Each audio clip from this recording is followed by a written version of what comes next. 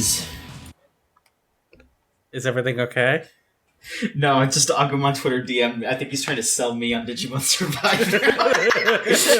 He said, despite being a strategy game, it seems to have very different elements from the conventional. I believe it will be a very good game. In addition, they are working hard on the game, so we should receive a fantastic final product. Oh my gosh. I don't know. I mean, I'm just not into those kinds of games. But you know, it's fine. That's a salesman pitch right there. Yeah. Yeah, you know, I mean, I feel like Bandai Namco Slowly should be convincing hiring. What if he's on the take and we don't know? Like, what if Bandai Namco is paying Agum on Twitter Digimon's share to share Digimon? Yeah, what a covert. Yeah. I don't know. We'll see. Yeah, and he'd take it. That makes sense. I mean, you know what? I would too. Like, I mean, yeah, are if it's you something kidding you me? like, that's fine. If you're not forced to do anything else otherwise.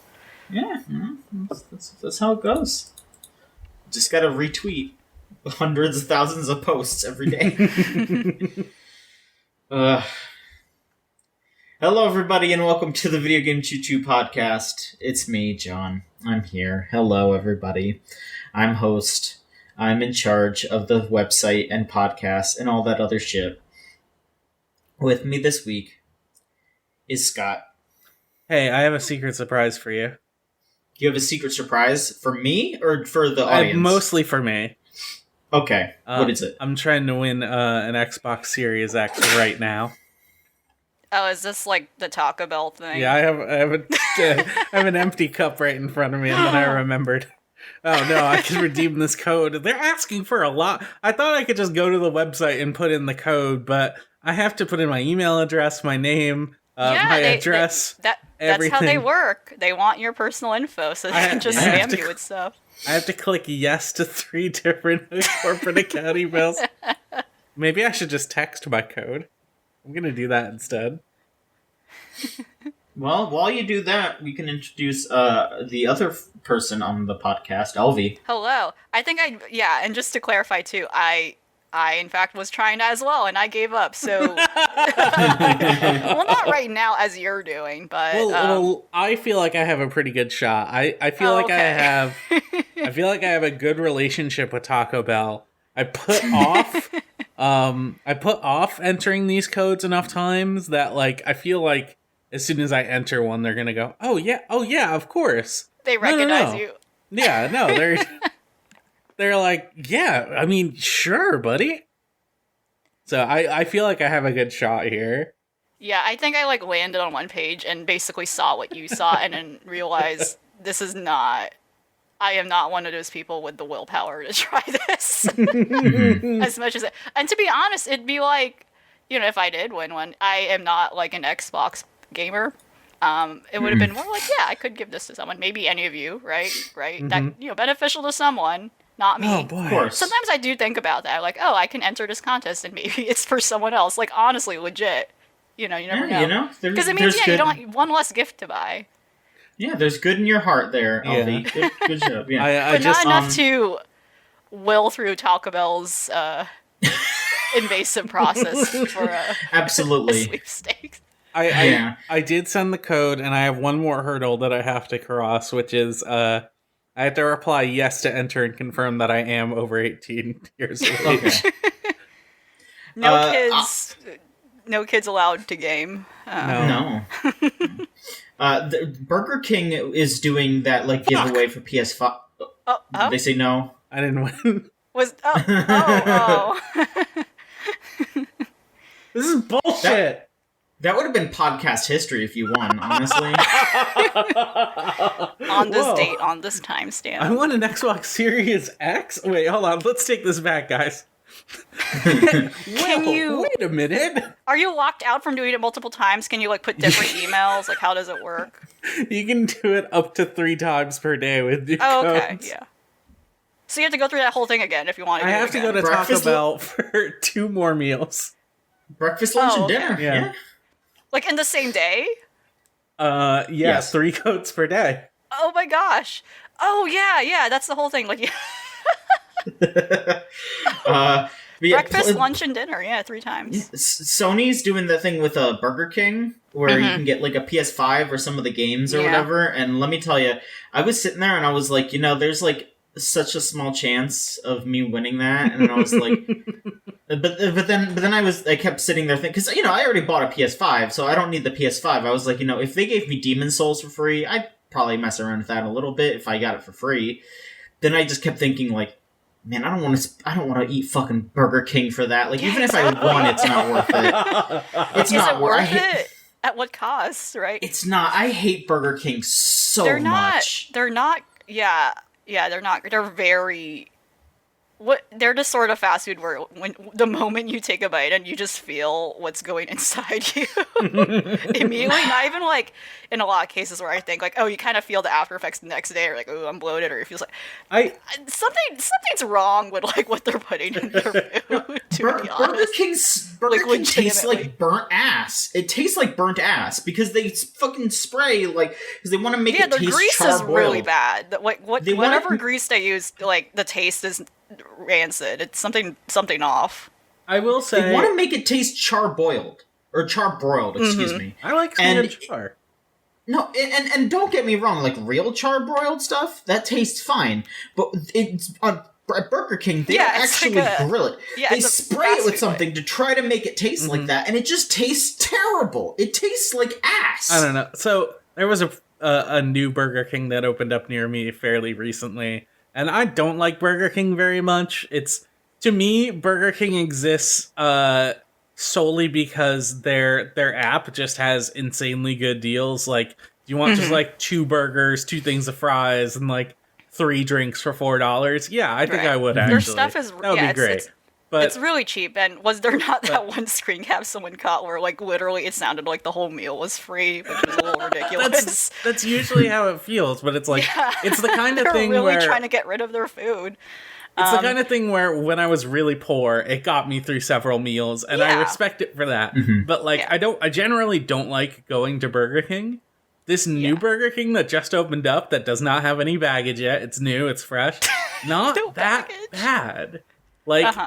Like, for some reason, the Burger King crust hasn't quite accumulated in all of the corners that it usually does in a Burger King.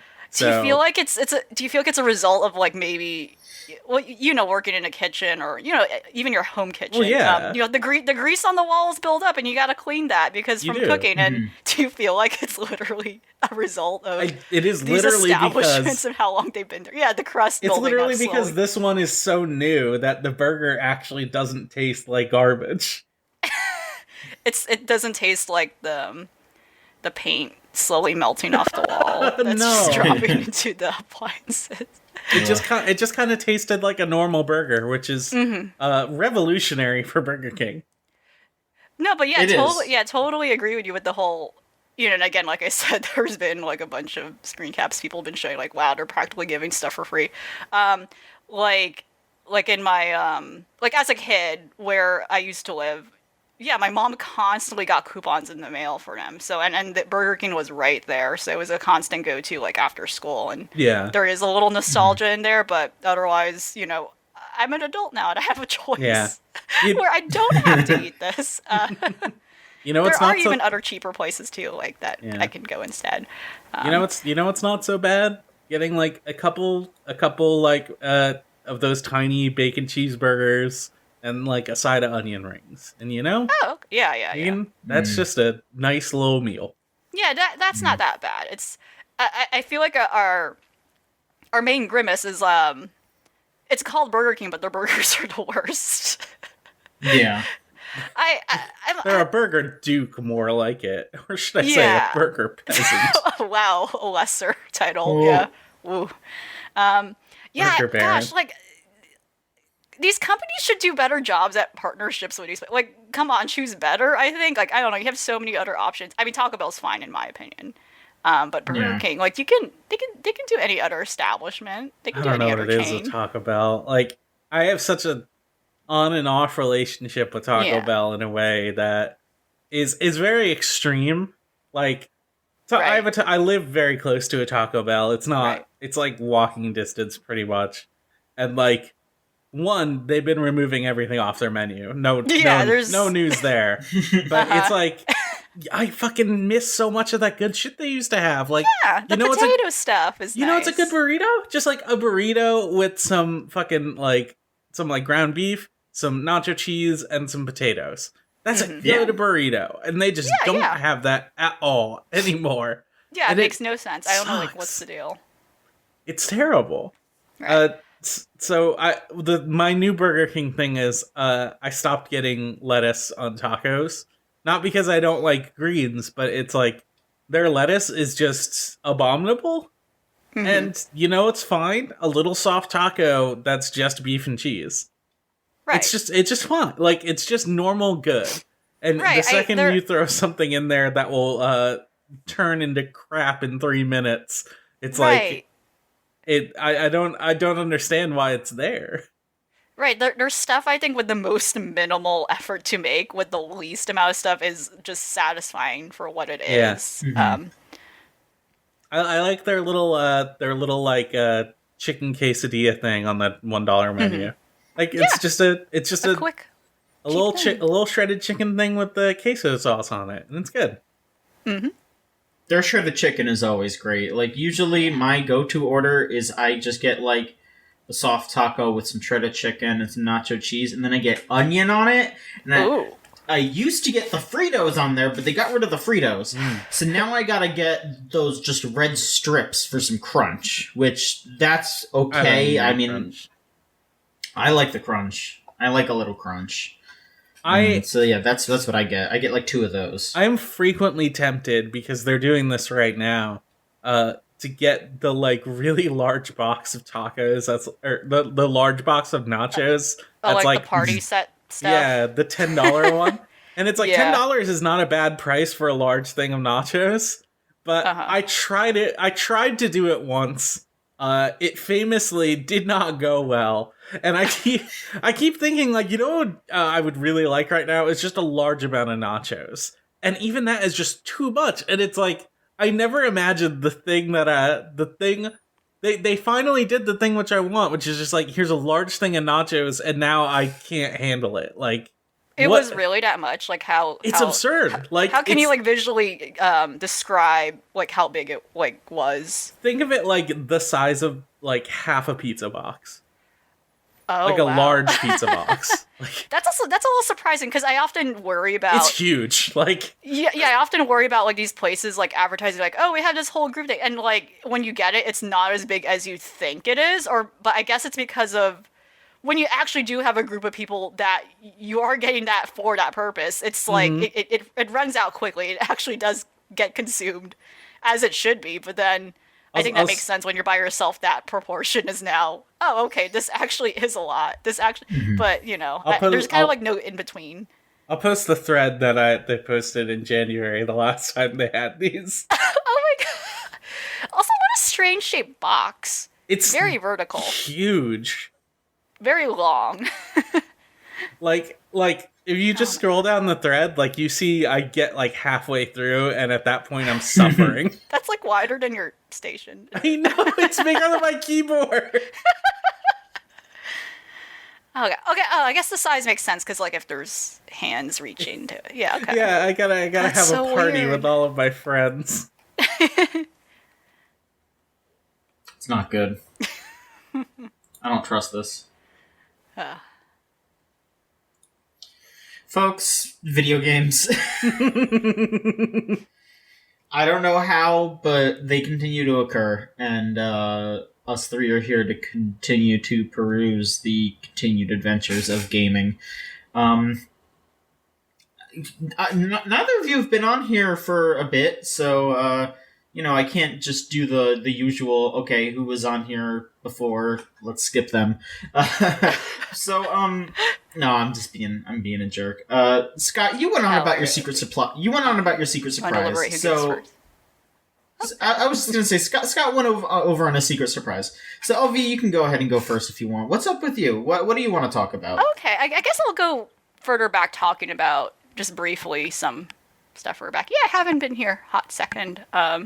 Right, jumping around, playing too many games, but not really lingering on them too much, right? So if you've seen my recent post about the latest Steam Digital Pass, oh god, I hope there's no winter one. Oh god, but oh, there will be. There will be. yeah, I mean, yeah, in conjunction with the sale and whatnot. I can. Well, no, I'll go. But beyond that, anyway. Yeah, Animal Crossing. Start of October, updated now to have a Halloween update, and Halloween freaks, of course, are going nuts, as they do. And there's not much to say about it because honestly, what is there to say about Animal Crossing, right? But just want to bring that up because this is I think the first update where they're now implementing the crop feature. You can grow crops in the game now. Oh, that's nice. Which is interesting. Yeah. Which is something that was someone data mined a while ago about like, hey, like, oh yeah, you can grow plants and stuff. Well, I mean, yeah, you can grow plants and flowers, but like you can grow crops where you can harvest them. And again, it's just another mechanic to add onto the whole ingredient building thing when you're building, recipes or DIYs and making furniture. So that's interesting. In terms of like actually adding a lot more to the game, it really doesn't, I think, but I don't know, maybe that's just my whole experience with like getting, being really used to playing the game and like how everything flows, especially this game. Like, New Horizons is a very big departure, I think, compared to past Animal Crossing games for both good and bad reasons, right? But yeah, you can grow pumpkins for the season, so people have been expecting that each season will kind of correspond to a different set of fruit or vegetable or whatever. And yeah, it functions like how a lot of farming games too approach this stuff. Right. That's really interesting to me because I feel like Animal Crossing has always inhabited the space where you have the like very minimalist form of creating your space and not going too extreme, and then like a lot of the other games in that same genre that have wanted to like expand upon things that Animal Crossing doesn't even bother. Like the first thing they go to is agriculture. And the idea that Animal Crossing has sort of wrapped back around and has also become this thing is it's really interesting. Yeah, and it's not even like a big deal. Like I said, I don't think it really adds anything much different to how the rest of the game functions either way. It's just like a little extra thing you can do, and again, you don't have to do it. Because also they don't. I mean, I haven't really tried it yet, but it doesn't really. It doesn't really disrupt the game in any form. Again, like I said, it's just an optional thing, but. Yeah, I'm curious as to how it will go about and if they're going to do anything much with it. Again, I think the whole issue too, with especially how people fell off of it, fell off of the game. Besides, people like myself who kind of been going back and forth with it. In fact, I even stopped playing the game for a while, and only recently, like last couple months, did I start playing again. Right. I think it's really to how they stagger these updates and try to keep interest up, especially for people who are not even that hardcore fans to begin with or hardcore players. But yeah, besides that, that's just interesting. I'm curious though, like if they're really going to do anything more with it beyond that, and what that means also for even future Animal Crossing games. Some people even were like, that'd be cool if like the same team actually does a full-on farming game, but in lieu of my complaint and many of us complaining about this, at least, I don't know if we really need more farming sims, right? And yeah, beyond that, other stuff you'd expect for the Halloween update. There's gonna be like a Halloween event at the end of the month. There's specific themed items. They act very odd thing, and I'm surprised this wasn't added in, but they added more like skin colors, but like weird skin colors, weird hair colors. To customize your character, but that's pretty much it. Not much other than that. But this new like little crop mechanic where you plant something and you can't harvest it until a set amount of days, whatever. That's just kind of like a big major thing. So I wonder. Yeah, I just wonder where it would go. Or like I said, it's probably not going to be a big thing really. It's just going to be like a little new thing that they're just going to try to play around with for the next year or so, and the rest of the updates for however long they will keep updating this game. So I saw some of those like different skin tones. It was like there was like the like ghost pale and like blue, zombie color. Yeah, do you think they're going to keep those, or is this just a Halloween thing? I'm not sure. It would make sense if they keep them. That'd be kind of weird if they just took that away. Yeah. Like, what would that mean too if that was on your character? If they took it away, like, what would happen? I feel like Animal Crossing fans are feral enough that they would absolutely go hog wild if the like cool Halloween skin colors just disappeared. Yeah. But also like I genuinely Animal Crossing feels like the kind of series where they would also 100% do that. No, yeah, especially how there's still like a question of whether or not some fan favorite items are showing up at all. Like some furniture sets are still not, stuff like that. They haven't really commented on or even said explicitly, like, "Oh, I'm sorry, this item is not returning" or whatever, or this NPC is not returning. Right? There specifically has been stuff on that. So yeah, you're right. It's not surprising if they actually do. So who knows? Oh yeah, and another big thing, they finally have cloud backup. Nice. For your island, which was a thing that people have been saying up front, like, why wasn't this a thing? So there you go. It just kind of syncs up in real time as you're playing. That's pretty much it. So that's a nice little thing, but it's been a big year for should have been there in the beginning. So yeah. Mm-hmm. Okay. Thank you for sharing, Elvie. Yeah, the Animal Crossing update. I'm like Isabel, except I say different things once in a while. Just a quick comment. I definitely agree with the sentiment that they really did not know what to do with this girl. They just threw her in because she's cute and she was like a fan favorite in New Leaf, and now they're like, oh, she's just, again, nothing wrong with her, but there's definitely some really weird, like, people who like really detest her to far beyond. Like, come on, she's a cute dog girl, but I get it. But yeah, it's really apparent, like, as long as you've been playing this game, she doesn't really have a real function as she kind of had to serve. I mean, do any of the characters have a function, really? Like, yeah, to be fair, that's true. They're just there to be cute, and that's okay. They honestly should have just made her a villager. I think that would have been a better use of her. That would have been cute if they had... Yeah, that's like actually a great idea. Like, because it's with a lot of new features, there's definitely no reason for some NPCs to return. They're definitely like either retired or something. So that would have been an interesting thing if they did that, like, once in a while. Rossetti retires.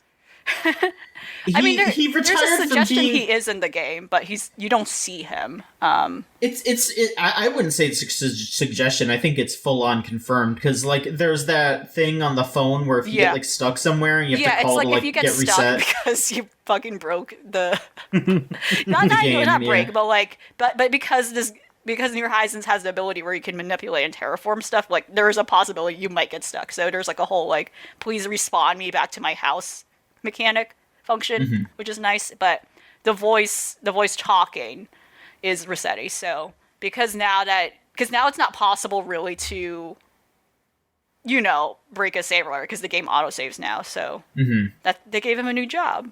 Good for him. I mean, yeah, it's like, it's his voice, and I'm pretty sure it plays the music too that play when you talk to him. Yeah, I'm a little sad you can't see him. But, I know, right? That's a little weird, but I guess like. I mean, there was all those stories that was like, oh, Mr. Rossetti scared children, so maybe they don't want to scare kids. I don't know. Yeah, he got a little too much scruff on him. He's scaring. He's lost a lot of work, so he's not in his best years. You remember when he was in Brawl, when he was in Assist Trophy? That was pretty funny. Oh my god, yeah. That's kind of cool. Yeah, he just like popped up and like yelled at you. Just going feral. Yeah. It is terrifying. He is horrifying. Yeah, and then he isn't in any of the other ones because Isabelle was an Assist Trophy in Smash 4, and then she became a fighter, so... It's crazy. I guess I could talk about something real quick. So, I'll be honest, I got these games a long time ago. And I didn't play as much as I didn't finish them. But I feel like I played a good enough amount to talk about it. There are the Prinny games. So... Those got ported to Switch. I don't know if they got ported to anything else, but those are those PSP side-scrolling platformers. The first one is Prinny, Can I Really Be the Hero? And the second one is Prinny 2 Operation Lost Panties, I think it's called. Something like that. I don't know. Yeah, I mean, look, it's a Disgaea thing. There's going to be panties and shit. And I played a bit of both of them. And I came to the conclusion that they're not, like, god-awful games, but they're definitely, like, of their time, and they're also not really for me. So, you know, I've been very busy with school lately, so I couldn't, like, I don't really have the time to sit down and write a full review, but I'll talk about it here. They are very, very, very stiff games. You have like the way that you move is stiff, the way that you jump is stiff, because it's one of those games where you can't really change your trajectory once you jump. So if you jump up, you're just going to go straight up. You have to start your jump pressing the button to go a different direction.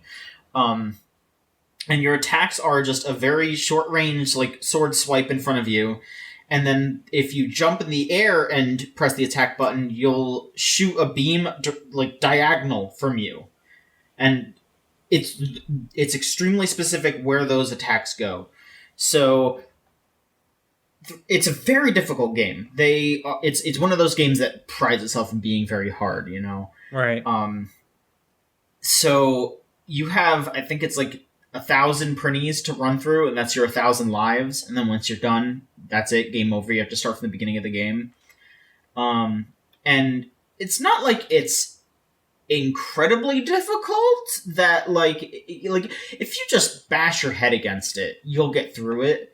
But for me, I didn't really find that fun. Right. I just felt like I was bashing my head against it. I wasn't really learning anything. I didn't feel like I was improving. I just got lucky. Or I just slipped through a hole in the defenses. And it didn't feel like I was being rewarded for, like, pressing on. It just felt like, okay, well, there's going to be more hard shit after this that I'm just going to keep banging my head against. Whatever. And it's a very overwhelming game where they're just throwing enemies at you left and right, like non-stop bombardment, where, you know, like, you think about other hard games, and you think about the good ones that test your skill, but actually there's a ramp to improvement. I think about, like, character action games. I think about your Bayonettas, you know, your Metal Gear Risings.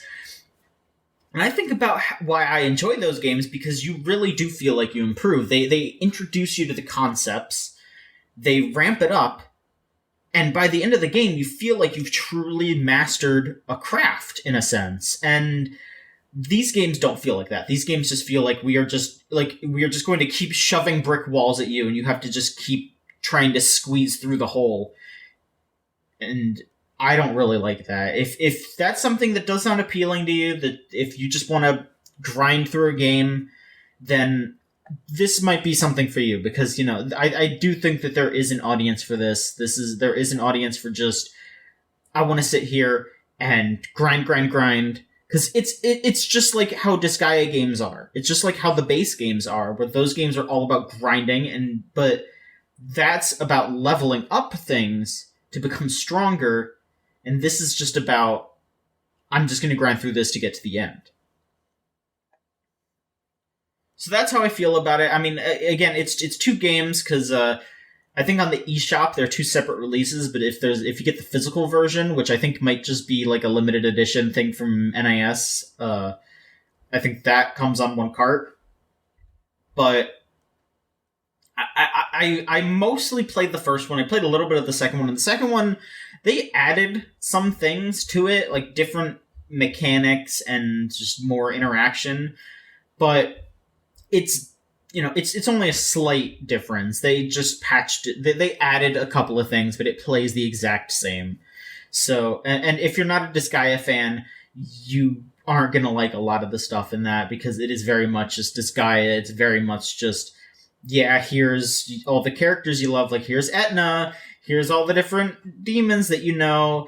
And I'm not a Disgaea fan. I don't really know any of those. Like, I know of them because I've been online. I've been in gaming circles. I have seen them. And, like, I've tried a couple Disgaea games. And I bounced off of them pretty much for the same reason I bounced off of this Prinny game. Just because it wasn't for me. So, that's just how I feel about it. Right. Oh, no, yeah, I totally get that. I remember really liking the first one. In the series, the first one in the main series. And I played 2 and stuff. But no, I agree. They kind of have this problem that they are the same games. They don't really change up. And again, there's nothing wrong with that really, but I feel like the big allure I had with them that attracted me to try them is just the aesthetics of how those games look. I really love it. It's really fun and cute, but I do agree, even as someone who kind of has a fondness for them initially, that there is a sameness to it, that unless you're kind of one of those people who enjoys stuff like that, where you can break down, enjoy the grind, right? that it can be really, it can be really boring, to be honest. Not even like annoying or frustrating or just boring. So yeah, it does make sense that unless you kind of have a nostalgic, relationship with the series, that the Prinny stuff might not even resonate at all to even keep you playing. Mm-hmm. I mean, it's got the classic art style. Right. It's nice to look at. All the character sprites are really nice. But I will say that the Switch port, it is such a straight port. It looks exactly like it does on a PSP screen. It's got the same darkness that a PSP screen would have. They didn't touch this at all. They just straight ported this, and some people might want that because hey, it's just the same game. They don't want it to be touched, but it is just that game again. They did not add a single thing. So does that mean it looks good, or it just... I mean, it looks good in the sense that the art design looks good, and the sprites are nice, but it still does look.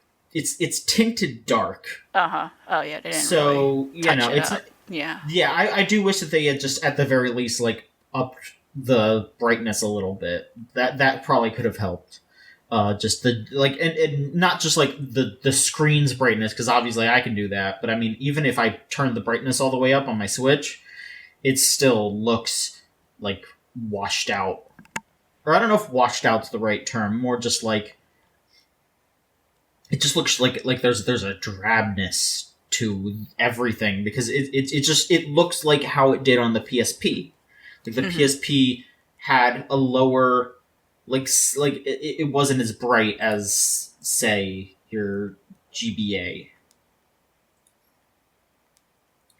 But yes, that is how I feel about the Prinny games. I'm sorry I didn't get Etna her treat, whatever the hell she wanted, or I also didn't get her panties back. She's gonna have to deal with that herself. That fucking sucks. It fucking sucks, yeah. She has to just deal with that. She's gonna have to run to the she's gonna have to run to the fucking store to get new ones. Damn. I was trying to think of a specific store, but I couldn't think of one. Just run to Kohl's. Oh, that's a big store. Yeah, you should get a pack. Yeah. Yeah. It's just on multiple. Yeah, I mean, if you only got one. Yeah, that's a problem. That's kind of gross. That's asking for trouble. Yeah, you really need some more. That is disgusting, actually. Yeah, I mean, she's like an evil demon, so she probably doesn't care. Queen, let's be honest. Yeah. It's fine, but come on. Yeah, it's grody. Respect yourself. Yes. Scott, how about yourself? Do you want to talk about anything? I've been gaming, in parentheses, a whole bunch of classics. Okay. I've been playing a whole bunch of stuff. I had a weird moment where pretty much everything I was regularly playing was just not doing it for me. I was playing a lot of the Final Fantasy Tactics gacha game, and then at some point during the actual Final Fantasy Tactics event that they were doing, I was just I don't want to play this anymore. And I've largely stopped playing it. I'll still boot it up to get some dailies or whatever. But in lieu of in lieu of actually playing that game, I just started playing Final Fantasy Tactics again, and Oh. Okay. I've mostly beaten it already. Um, I like blasted through it within like a week or so. It was very quick. I was hoping it would last a little longer, but I'm already pretty much at the end game. I have like I'm sitting at midlights deep, just kind of like grinding a little bit, and I got to that point, and I'm like, why am I grinding in this like 10 plus year old game? You know, I just, as much as I like that game, and as much as I like playing it, it was just that also just kind of got a little mind numbing to me. I wanted to I wanted to mess around with it more. So I started looking into hacking Final Fantasy Tactics. There is a save game editor out there that is supposed to work with. I was playing War of the Lions, which is the PSP remake, and I had Mhm. already modded it a little bit because the PSP remake has this like weird weird issue where during some attacks there's just like a shitload of slowdown for no reason. Um and I managed to install a mod that fixes that. So I've just been playing a good version of Final Fantasy Tactics with like a couple new additions added onto it, and it's been a very chill experience. And I wanted to try and get into messing with it more, but every time I tried to load my I tried to like load a save into the save editor that everyone uses, it just Mhm. wouldn't work. And I just followed all of these guides on how to make it work so I could do like save game manipulation and stuff. And eventually I got so fed up with it that I went and I sought out the people who know this better than anyone, which is the Final Fantasy Tactics modding community, which Oh boy. the name of their website is of course Final Fantasy Hacktics.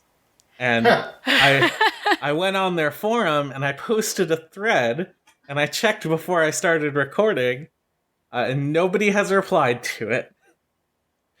Which is weird because people were actually still like posting on it like regularly. Mm-hmm. And just like none of these regular posters were like, I'm not gonna help this fucking guy.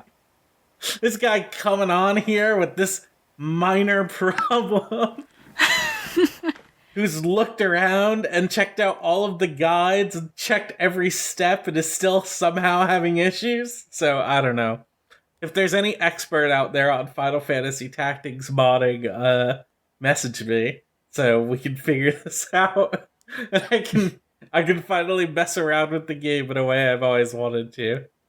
I also played through Halo Reach again, which is a weird one. I've been messing around with a lot of games on the Master Chief Collection.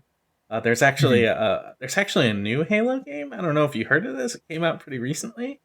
It's called Halo ODST. Hey, I'm not gonna lie, this game is pretty fucking cool.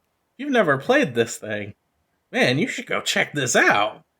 Um, yeah, I played through all of Halo Reach, which was a fairly weird experience in 2020 because it is such a like pre 2010s game, like Mm-hmm. early 2010s game in a way that is surprising. It's not an especially bad game, but I also don't think it's a great game either.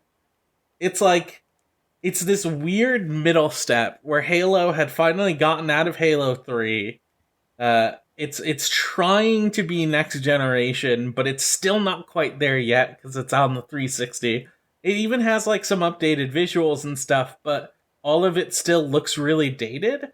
But there is like a genuine level of craft to it, and I can respect it. But at the same time, the story is like it's very basic. Like it's very basic and almost like very silly in how in like how plot holy it leads into the first game.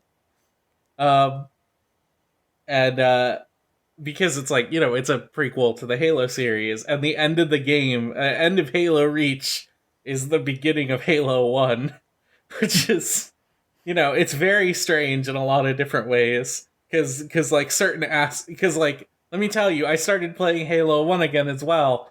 The way Halo Reach ends does not necessarily lead into Halo 1 super well. But either way, like, I don't know, it's just such a strange thing, and I know a lot of people really, really like Halo Reach and think of it as their favorite Halo, and I genuinely don't understand it when a game like Halo ODST exists. Like, I don't know how much I don't know how much either of you have played ODST. No, I definitely have not. So like I don't have like much of a personal affinity with the series as a whole. But Gotcha. it's like a whole thing too where tons of people who just loved it throughout the years, right? They rightfully, because ODST is totally a masterpiece. Like it is a like direct. It is like not like a sequel to Halo 3, but it is like, it's the same engine.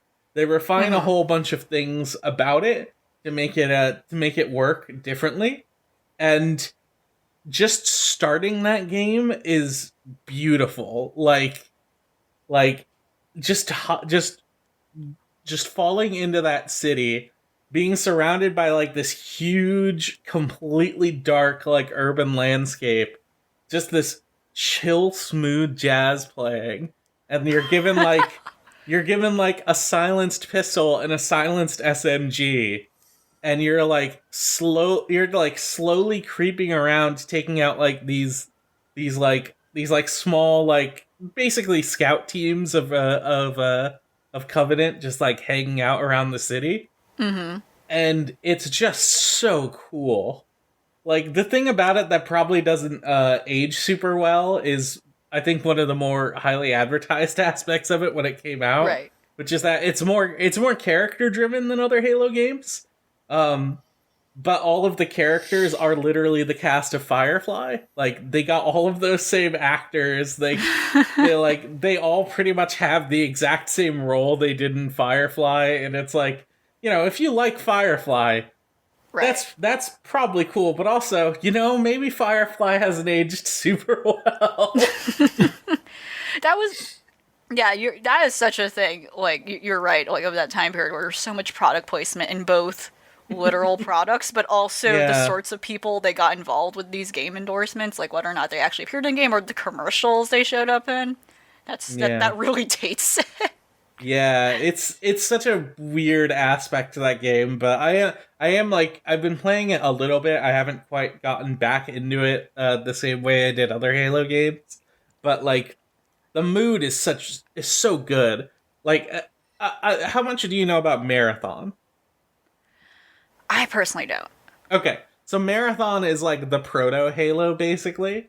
Okay. It's like, I think I recall hearing about that. Yeah. It's like, I almost said Halo on the Doom engine, but it's not even really like that. It's a Doom-like game, and the big difference between it and Doom is that it has like a full narrative in a way that Doom doesn't.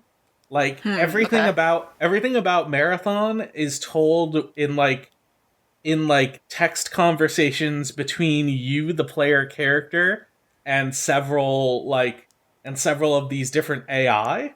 And you have like these really you have like long text chains between them, sort of like a visual novel would be today. Yeah, but I feel like Marathon is the bridge between your Doom, your Quake, and all that, and Half-Life. Yes, so it really kind of it established a whole. All right, that's interesting. Right. But there's an aesthetic to Marathon that like Bungie was trying to capitalize on in Halo and in Destiny for years and never quite landed on. And I think ODST is actually the one that does it the most successfully. Because while you're playing ODST, like, everything is quiet. Like, it's this very quiet game where you have like this very sad jazz background music. and everything is dark, and you're trying to like stealthily move through the world, and you know, there's big action set pieces. It's Halo, it does Halo.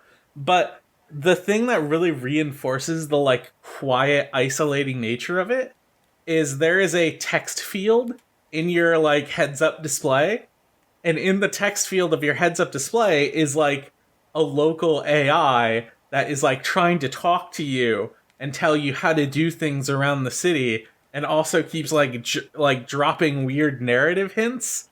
And then like the in between cut, all of the like cutscenes between the open world area and then moving between the missions, the cinematic framing for it is that it's all being watched through the like the camera lenses of the AI that's in the city. So you get this really weird marathon aspect to it where you're being watched at all times, and you're communicating back and forth with this AI, and you're finding audio logs and stuff as well, and that stuff is like pretty cool. But it's like it's so lonely and so perfect in a way that no other like Halo game has really tried to capture. And I think that's what really makes ODST stand out. It's such a cool game.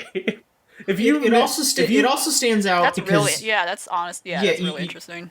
It also stands out because it does recontextualize a lot of the combat. Because yes, 100%. You're not. You don't have the shields because right. I'm trying to remember correctly. You're not like, actually a Spartan, right? You're an ODST. That's the big thing. It's a different kind of character. Like Spartans are big and have big shields. The ODST are just like the little ground troops.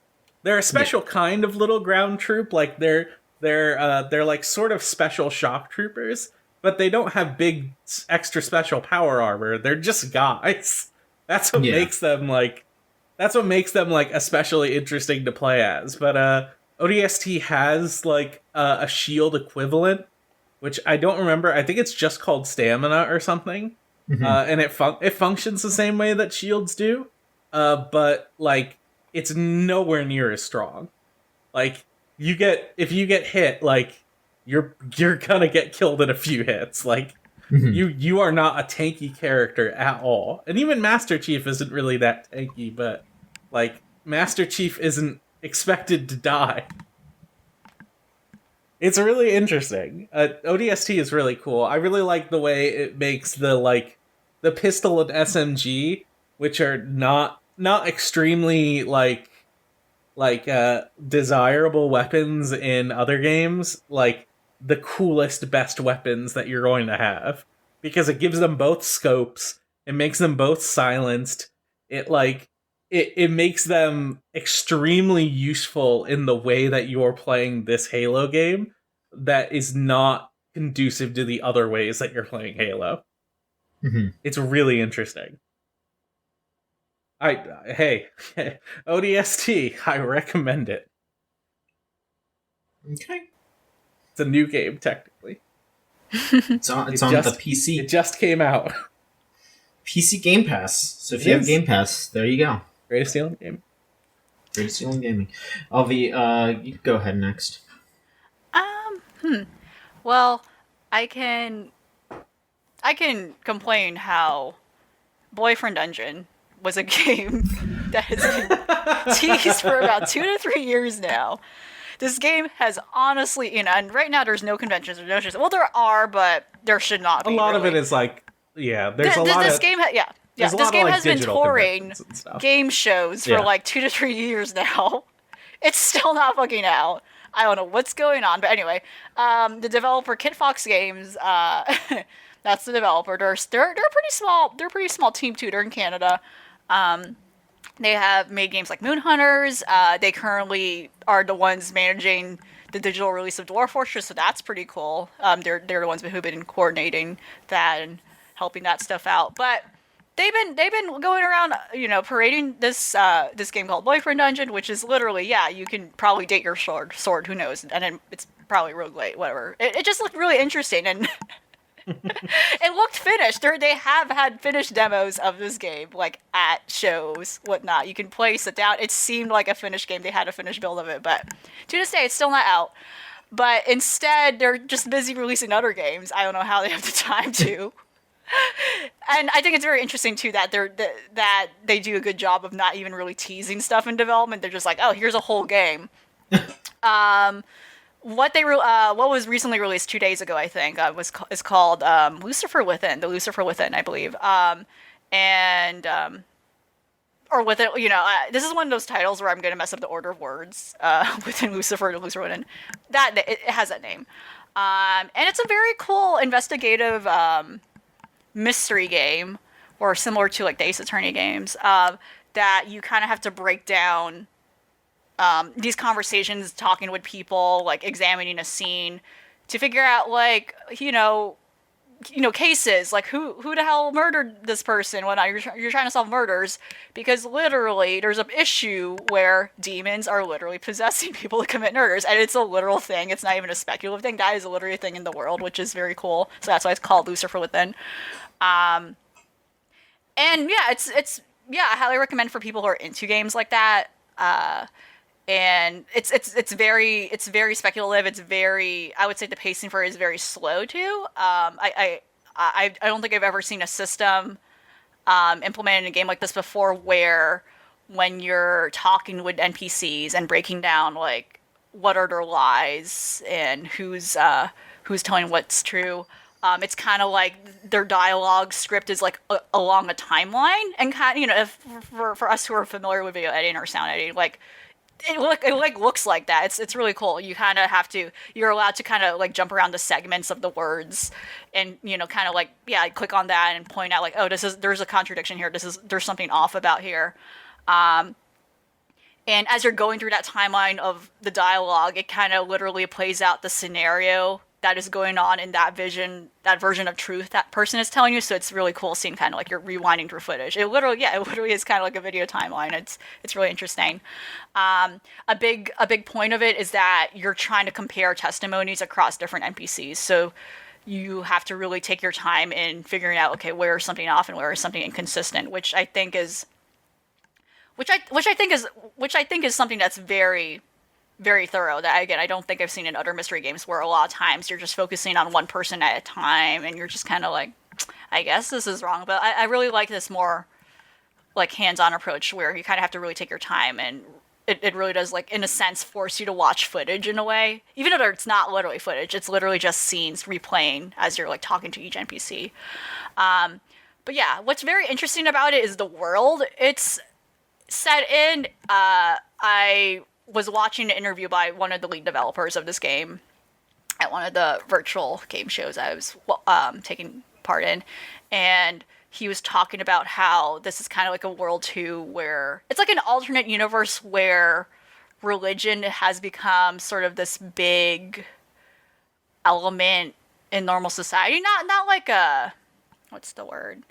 Not like religion, like dominating government or whatever. I forgot the word for that. A theocracy, not like a theocracy. No, it's not like that. But more like it's kind of like a normalized aspect to how people live and whatnot. And a big thing he was citing was kind of how interesting it was. A lot of scientists back in the day, like proto-Renaissance scientists and whatnot, people like like established names were very spiritual people, despite the work they did, despite sort of the stuff they conducted. They were into ideas of like mysticism or even magic in a way, which you would think contradicts what they believe. But no, that was kind of like a very normal thing. And he was saying this was kind of like a vision of that world where that sort of thing became still the norm, where there was this huge intersection between science and ideas of magic and religion in a way that really synthesizes together. And I thought that was very interesting. And of course, he was kind of talking about how it was coming from his own background when it comes to, and like if you played a game, obviously it's like alluded, it's not a real religion, even though like Lucifer is like a mention and like demons, like but it's obviously like alluded, it's obviously alluding to, it's a fictional religion, obviously alluding to like a lot of Christian inspiration, like a lot of Christian references. So, it kind of was the developer's own perspective on his own background and struggles when it comes to having those conversations about religion and whatnot. But I thought it was like it's a very interesting world where literally demons are real, and basically you're a character kind of taking a very serious scientific methodological approach on how to like stop this issue, which again back to the core thing, like demons literally are possessing people to make them commit bad things. So but again it's gonna again I'm starting like later on in the game it's gonna be more nuanced than that, and like again in the interview the developer talks about how like there's gonna be this obvious balance between like, you know, the person actually doing the murder, like, you know, like doing these bad things willingly versus like the actual magical elements at play, the otherworldly elements actually influencing what they're doing. Right. Yeah, so like it's a very cool like idea they're exploring here in a very atypical way, like you know, like at, you know, basically, you know, like at its core it's just like it's a crime investigation game with these sort of spiritual elements, and like but in a way that you do not expect. Like it's really kind of doing it in a dry way, you know. It's not like you're a sorcerer or some sort of like priest exorcising people literally, I mean, but you literally are just kind of like doing detective work in a straightforward way. And I mean, you're kind of like it's interesting. I might have like missed a little bit of the detail or my understanding of it so far, but you're kind of like a sister of like one of the dominating churches in the world, and you're basically working for the government. Like you're kind of like a weird acolyte employed by the government or something to do this stuff, to investigate what's going on and whatnot. So again, it's just going back to the idea of like, you know, what if this is a world where stuff like this was like a normal thing. So I don't know, it's just a very interesting, it's very interesting so far. And again, highly recommend it for anyone who's just into like mystery stuff like this. But again, it's very slow paced, but for a good reason, I think. And it's so far like the ideas it's conveying is very interesting. But again, I'm kind of like uplifting this one game just to complain again that I'm not sure how to again, they're a small team of developers. I don't know how they're like doing all this, but meanwhile they've been busy promoting this one other big game for a while, but I don't know what's going on with the development timeline of that, while they're like secretly just like pushing out these other projects. I don't know how that's working. So I don't know. Like there's a lot when it comes to stuff like that, right? Even though something's demo ready doesn't mean the game itself is ready, but that's very interesting. Like here's the thing: is a lot of big passion projects. If that's your main thing that you're working on and you don't have any funding, you have to work on smaller ideas to at least like get that one thing funded. That's a good point. There probably is just like some hurdles on it where there are still gaps in it where they probably do have to go out of their way to make other things too. And also, it's again, they're in Canada. It's worth noting that they are lucky enough to like receive funding from the Canadian government to make art. Like, whoa, that's nice. But again, I don't know like exactly the details of like why this is the case. But it's just a funny joke that I bring up often, talking with other people who have been like, this is. I want to try this boyfriend dungeon game. Why isn't it? I don't know. It's just very funny to me. So far, there hasn't been a game that really lets you date your sword yet. Yeah, right. It's a huge niche that we've been waiting on them to fill. Right. But, this can be big. Yeah. There's tons of games where there's subtext in regards to you possibly dating your sword, but not actually committing to that. It's got to be explicit. Yeah, we got to make it clear that you can date the sword this time. Of course. And the swords are hot, man. Some good-looking swords. Pretty good-looking swords. Since I don't have a lot to talk about, at least compared to y'all, I'll hand it back to you, Scott. I can talk about plenty of games, man. What do you want to hear about? We got a whole list. Let's see here. How about you talk a little bit about... Okay. So... Okay, there's the good game and the bad game. Which one is it, John? The bad game or the good game? That's subjective, you know? Like, you can't just say that and not be clear. Because I was going to say you could talk about either Crusader Kings 3 or WWE Battlegrounds. Okay, let's go... Let's do like, you know, we'll take the good, then we'll take the bad.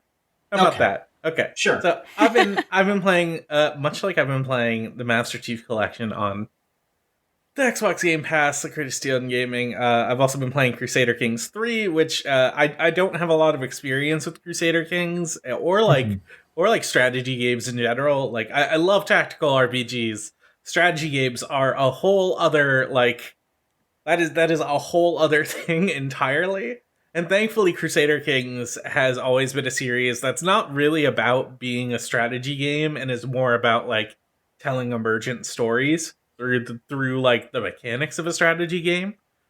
And I have just had a great time with Crusader Kings. Like, I haven't played too much. I played through the tutorial area where like, pretty much when you start the game, it starts you off with a tutorial game set in Ireland, which is the one that everyone winds up playing. And I had a really, really good time with it. Like, I started off with the same character everyone starts off with, who is this, aging king who is really good at doing wars, and he has an heir already, and no matter what, you're going to go, once your king dies, you're going to go turn into the king's kid. So when I was king, I went out of my way to arrange a marriage for my queen, who to someone who was lustful, sadistic, and treacherous. Because I thought that would just be a good time. And good qualities, yeah. Turns out it actually went pretty well, because we had a lot of heirs after that. We got like a bunch of kids in our court. We added a whole bunch of cool little boys and girls. We got my kid Cool Teen. We got one named Monster Energy. Another one that was like, I definitely named one of them like Mr. Chad or something. Like, and it was like, we had a whole bunch of kids. Everything was going well. I was conquering the areas around me pretty effectively. I started to get a little outpaced, and then I had a very, very bad war. And it happens, yeah. At that point, my king, who I had been playing, who just was holding on with dear life, this guy did not want to go. He after losing this war had a terrible reputation, so he just kind of had to sit down and wait for a while. And while he waited, a bunch of things happened. One, he took on a new lover. Two, his wife also took on a new lover. Yeah, keep it fair. Oh wait, yeah, balance. 3, he tried to come up with a whole bunch of schemes with people while he couldn't be at war, and was not doing a particularly good job. And then eventually, he croaked, and I had to start playing as the next heir, because the way it works is the way Crusader Kings works is you're playing as a dynasty from one point of view at a time. Like, you pick a character, and then, once that character dies, you play as that character's heir. And then, once that character dies, you play as that character's heir. And the only real way to lose is, you run out of heirs. Mm-hmm. Or you get conquered or something. But even then, you're still a character that exists in a story. And it's all about telling interesting stories. So, the next in line was another it was the stock standard heir character who was also pretty good at doing wars but not much else. He had more fame than my previous king, but my king had conquered 2 areas that were not connected to each other, so they sort of became their own little counties. And when he died, the rights of those counties split to the 2 heirs that were the first 2. So I got the biggest portion of it, and then the second county went to Mr. Chad. And Mr. Chad, I don't know what that guy was doing, but he loved starting wars, and he also loved me, because we're brothers. And Mr. Chad just keeps starting all of these wars over and over and over again, and every single time he keeps going, brother, you gotta come to arms with me. We gotta take this place. And I'm like, okay, man, sure. And then it turns out the guys we're trying to invade and take over have the support of, like, the entire British army, which is huge. So it doesn't quite go well. And then at some point, I just stop responding to my brother's texts. I'm just like, listen, man, we cannot keep doing this. This ain't gonna work, bro. Come on. And Mr. Chad eventually, like, he got so absolutely ruined by his own bloodlust that he became, like, his, like, land, he lost, like, so much of his land. He became, like, just kind of a petty knight. And then, when everything was at his worst, I just went in and stole all of his land and killed him. Well, no, I kept him alive. I didn't kill him, but I did go to war with him. I did take his land. We finally got that area back for our dynasty. And Mr. Chad, he was just like, okay, I get it. He was pretty mad at me for a while, but then eventually he just chilled out. Everything was cool. And then my character dies again. And then it's up to my next heir, who is not a warmonger. This guy... at this point, like, after two of my like kings had died, I was just like, I was like contemplating moving on to a new game, like just starting a new game outside of the tutorial area. But I played around with this new character, and this new character had a different stat that they were very, very good at, which is intrigue. And intrigue is the stat that focuses around deception. So my character was not about doing wars, but doing schemes. And he loved doing schemes, and he was very good at them. And basically, his entire play style was, I would like pick a character on the map, like just pick a place, pick their duke, and then I would just start coming up with like there's this concept in this game called a hook, and a hook is like leverage that you have on someone. Like, you can spend a hook that you have in order to make, like, some kind of deal or whatever work more effectively in your favor. So what he did was, he fabricated hooks on every single person he could. He went and he found all of the dirtiest, darkest secrets that every single person had, like, in our entire little island of Ireland. And he did so good. We had, like, this... One of the big things that was going on was we had a huge warring rivalry with Connacht, which was taking over a large amount of the territory.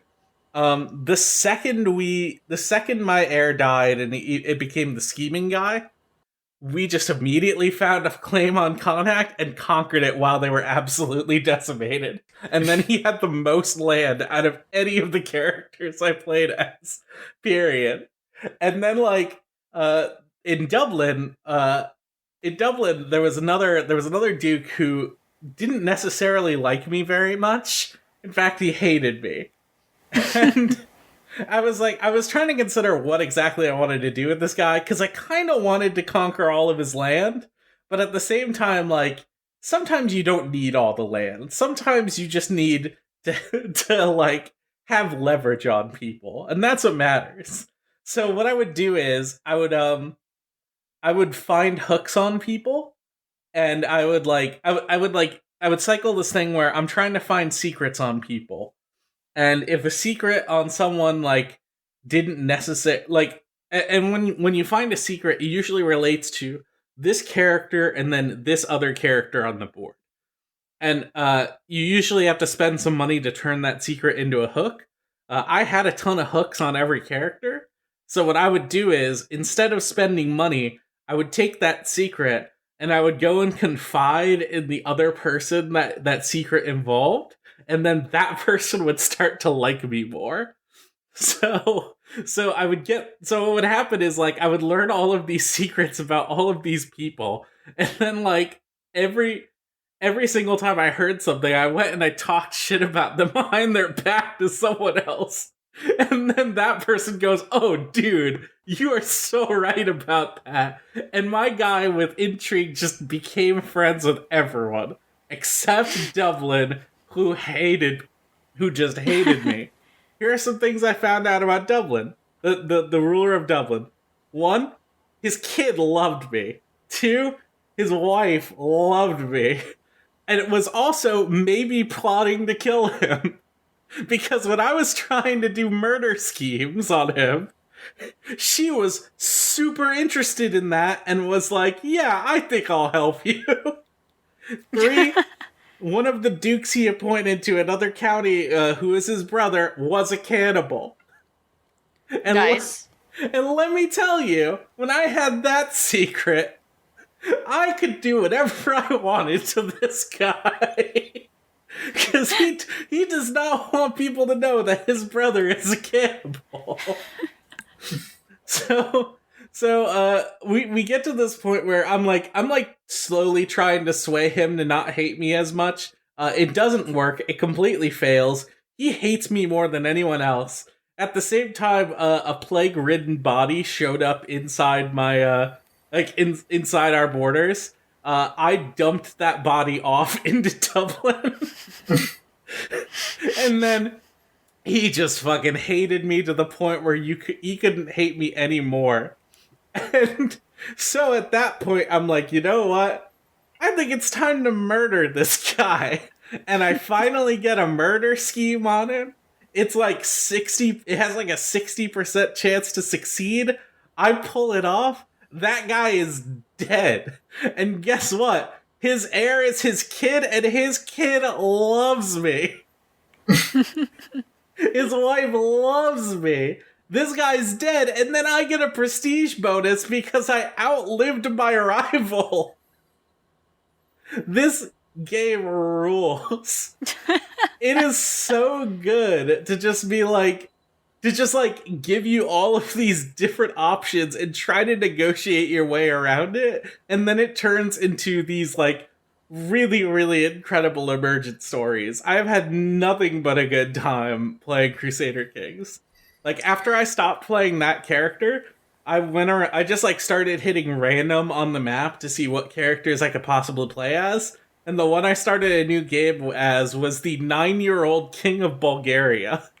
And when I started the game, the first prompt I got was that I had a bully, and it was the prince of the Byzantine Empire. So like my emperor's son hated me. And then eventually he grew up and was no longer my bully, and then my bully became a kid who was like 5 years younger than me. It's good. It's a good game. I've been having. I'm gonna keep playing more of it. I've considered streaming it, but it's like it's a weird game to stream because it's just like for all the silly stuff that happens, you're still looking at a strategy board and reading text. Mm-hmm. And that's not fun to look at all the time. But boy, is it fun to talk about. I've had a great time with it. How about the bad? Why don't you talk about the bad? Okay, we've looked at this a little bit, me and you personally. Yes. There's this new...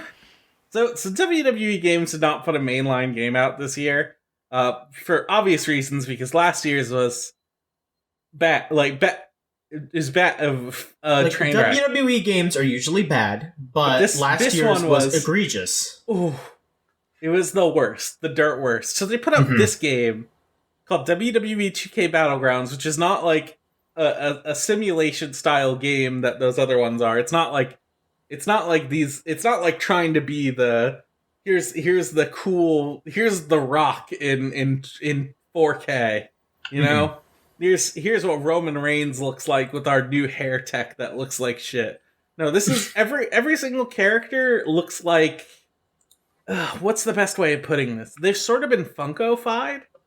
It's more they're like those old 80s like short guy toys. Yes. Like not like actual 80s wrestling figures, but the ones that were just very short and like all pure rubber. Every single one of them has like a huge chest and like a bigger head than the rest of their body.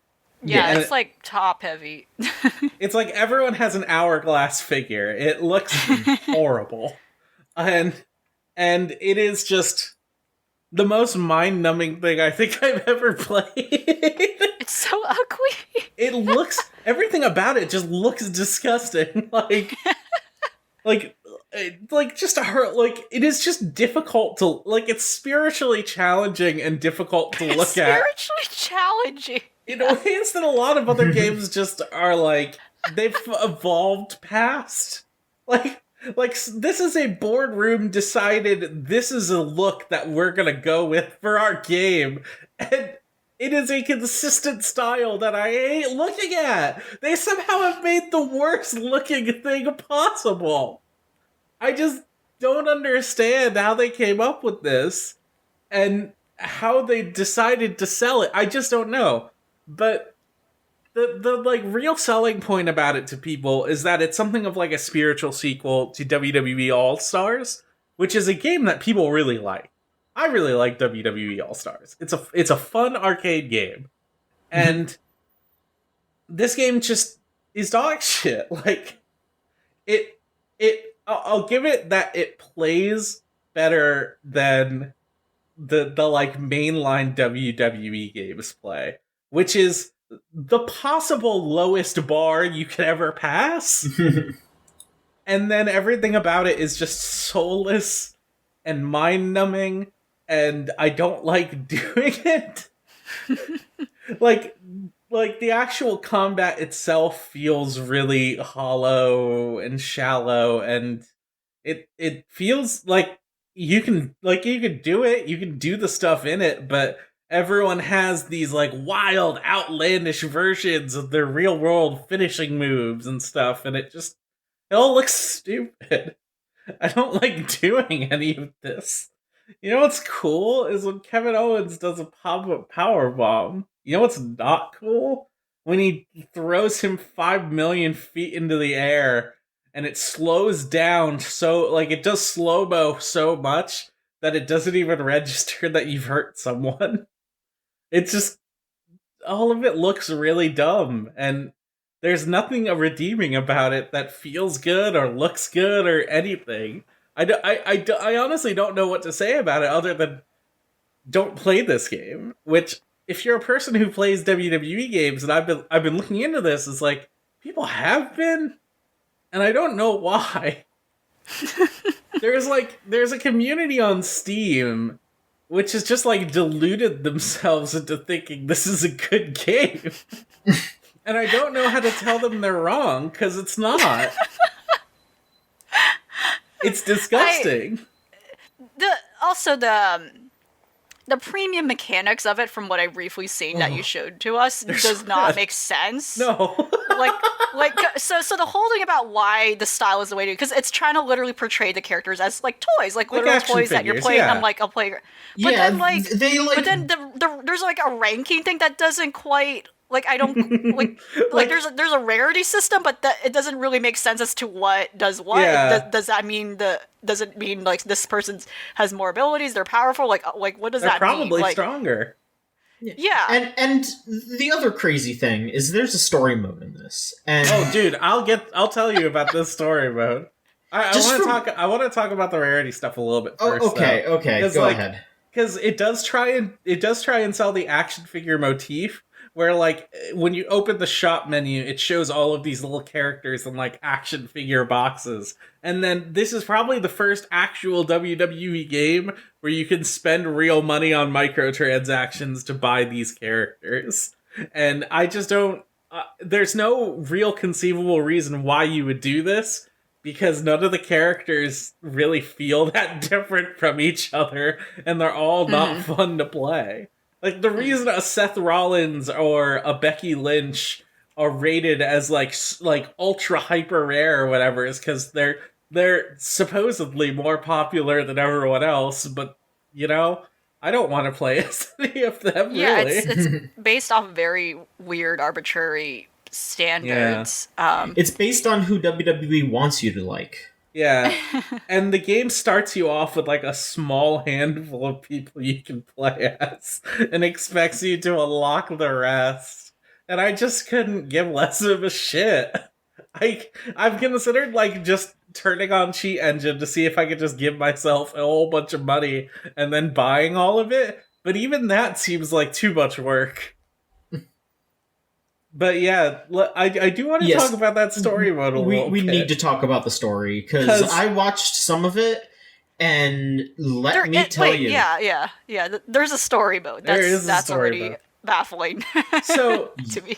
So the single player story mode in it is, one, it's bad, obviously. But two, yeah. It actually does something kind of clever, where the like in between story chunks are like little comic pages that you read. You actually read, and they're not poorly they're not like poorly drawn or anything. They look pretty good, but you know it's it's WWE, and the like main storyline is that Stone Cold Steve Austin has been tasked with making a brand new brand full of brand new superstars who are just totally new faces that you've never seen before. And as such, he has to go out and find the most extreme wrestlers possible. And that means you get to play most of the game as Bolo Reynolds, who is a man that does not exist, and I hate looking at him. Wait, so you did not... Okay, so what I saw, you did not make that character. That actually is a pre-written character. That is a pre-made character. I thought you made that person up. Oh why would I ever make up Bolo Reynolds? I could not come up with anything as stupid as Bolo Reynolds. Oh my gosh! And wow! And I thought that was. I hate looking he's at just him. like a. I'm in disbelief. He's just like a bike. He's like a bike messenger, right? That's all he is. It's like he's like carrying like this backpack. And he has too much stuff on to be wrestling. Yeah, way too many things. I challenge you to go look up... You should be disadvantaged, like, because of that. Oh. I challenge you to go look up a picture of Bolo Reynolds and find something you enjoy about looking at him. I truly thought you just made up, like, a stupid random... No, that's an actual main character. That is the main character of the story, as far as I can tell. I got to the point in the story where I got a second character, because, you know, you get out of the, like...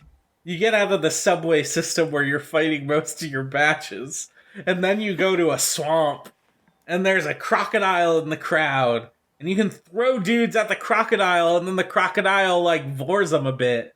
It's not fun.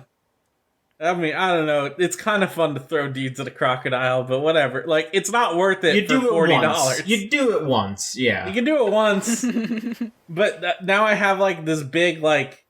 He looks Australian. Well, I don't know why it's Australian, is the thing. I don't know where... I believe they're in Louisiana at this point, but it's this Australian-looking man who has, like, the Aussie Outbacker look to him, and he's just, like, a big powerhouse guy, and I don't enjoy playing as him either. I moderately enjoy looking at him more than I enjoy looking at Bolo Reynolds. But the problem with Bolo Reynolds isn't just that he's Bolo Reynolds and he looks fucking terrible and I hate looking at him. But it's also that every single time he does an entrance in this game, he takes like 20 minutes just like doing all of these weird poses, and all of them fucking suck and don't make him look cool. And then the other thing about entrances is, if you skip them, it skips all of the entrances. You can't just skip this guy's entrance. So I don't even get to watch Apollo Crews do his entrance when he comes out, because I didn't want to look at Bolo Reynolds anymore. I wanted to see what Apollo Crews was going to do, because I like Apollo Crews. He's a cool guy. He's a nice man, I bet. But yeah, everything about this sucks. In their entrances, they all fall out of boxes. I don't know why. It's stupid. Yeah, and the same one. So, like, there are different boxes they can fall out of. I think it depends on, like... For the main characters, I think it might be dependent on what costume you're in. But I was in the character creator, which, surprise, is terrible. And, like, there are different ones that you could pay money to drop out of. It's so bad! Why? Why did they do rancid. this? It's rancid. And, like, you know... Scott and I, every year, we usually do our character creator and fuck around with that, and that's always a good time. But the character creator is so nothing in this game; it wasn't worth it. There's like so we couldn't even do a so stream this year. You can do like there's nothing you can change. Like you can change the skin color to be like blue or whatever, I guess. But like everything is a prefab item. You can't change the colors on the items or anything. There's like a small handful of things you can actually put on, and like the pre-made like prefab characters all have the exact same body type no matter what. You can like change their height, but that's about it. And it's so fucking like depressing because I would love to do something funny with this game, but it's so difficult just like trying to do anything. There's an arena creator in this game as well, but everything in it is prefab as well. And when it comes to that, like if I'm not even able to like put text on stuff, like my own text, then what's the point of having an arena? Like I can't do anything. Like I can put like a weird square pattern on the mat. That's cool. Whoa. That's it. That's all I can do in the character. That's all I can do in the arena creator. I don't know why I would even do this, but I can. It seems like a shell of a game. It seems like a shell of a game that they wanted to do as like a regularly updating thing where they just add more stuff to it, but I don't think it's had enough retention for that. I don't think people are playing this game because it's bad. Besides the people you said on Steamer. Yeah, they're who probably need an awakening. Yeah, there's like I'm gonna just look at it again right now, but it's like I'll go and I'll look at the community hub and it's like I'll see people posting pictures of like screenshots of like the Fiend or whatever, and it's like, wow, cool, there he is. That's him. Like very impressed by it. Yeah. Oh Rats. no. Here's I just found a screenshot that's just Randy Orton. Wonderful. There's one that's The Rock. Oh, there's Edge. Well, Man. Thank you for the updates, Scott. LV, go ahead and do some stuff. I don't want us to go on too crazy long, but hit us with some info. Let's actually talk about League. Oh boy. All right, you want to talk about that because I am extreme. I'm sorry, I'm still looking through this, and I just saw one that has a spoiler tag over it, and I hovered over it, and it's the second character that you unlock. Oh boy, there's Billy Huggins. Gotta make sure I don't spoil people. I'm ready to talk about this League thing because I'm going to be honest. Let's talk about League. Yeah, I'm going to be honest. Let's dissect this. I'm spitting mad about this. Let's hack and slash it. It's Halloween. Let's Halloween. tear it up. Yeah. I would. You had some very strong opinions that I think you should talk about this first. Okay. Which is totally, I agree with you. Just to start that off, but yeah. So, League of Legends is releasing a new character. I think her name is new segment. Seraphine. I think her name is. Seraphine. Seraphine, right? I believe she's been a character, but she's been a minor character. She's been someone in the lore, but I think the thing is she's now a playable character. Okay, that's what that is. Yeah. Well, sure. I don't really know the lore. I don't know the lore. Just context. But yes, thank you. But what I do know is that she has a Twitter account. And it's one of the worst Twitter accounts I've ever seen in my entire life. So, we can talk about parasocial relationships. We can talk about how there are people out there, streamers and influencers, who have these relationships with their viewers in the sense that the viewer can become quite attached to them. The viewer can imagine a relationship that isn't there and project more onto it than actually exists. That is something that occurs these days. But Seraphine is a layer upon that because she is not real. She was never real. She isn't even like a lot of people are comparing this to VTubers, which some people may argue this is a bit of a stretch, but it's a point of reference in that VTubers are this. They are this fictional character being played by a person, but. Right. For VTubers, it reminds me more of like the Lil Michaela thing, where it's like, here's this like Instagram influencer who's made by a company and isn't fucking like 3D render. Yeah, and exactly. I could definitely talk about that. Oh boy, we could talk about that. I recently learned about the thing that happened in 2018 where her account was quote hacked by a right-wing AI character. Oh, an actual Nazi character who is run by the same company. It's too much. Oh, but I can definitely go into that. We can, because I think that pertains to it. But the thing with VTubers that separates this from this is that yes, they are owned by a large corporation in a sense, but I feel like VTubers are just the people. They are being presented as them. They're avatars. That's what I keep avatars. Saying. I think what people are trying to say when bringing them up is just this idea that there is a character now, like as a front, as opposed to like a direct real person that you see. Yes, and that's what they mean. But that's definitely something. Like I think saying they're avatars is a very easy way to explain it to people who probably don't understand. Yeah. So, Seraphine has very quickly gained popularity because in universe, again, I don't know the full details, but it seems like she basically had a sort of Justin Bieber-esque popularity where she started off as just like an unknown musician who was posting music on the internet and then was discovered by KDA, which, you probably know who they are because Riot made this K-pop group out of League champs and made like a legitimate popular song that like broke out of just League of Legends community and became like an actually popular K-pop song on its own. So she was scouted by this group and has immediately become a part of it. And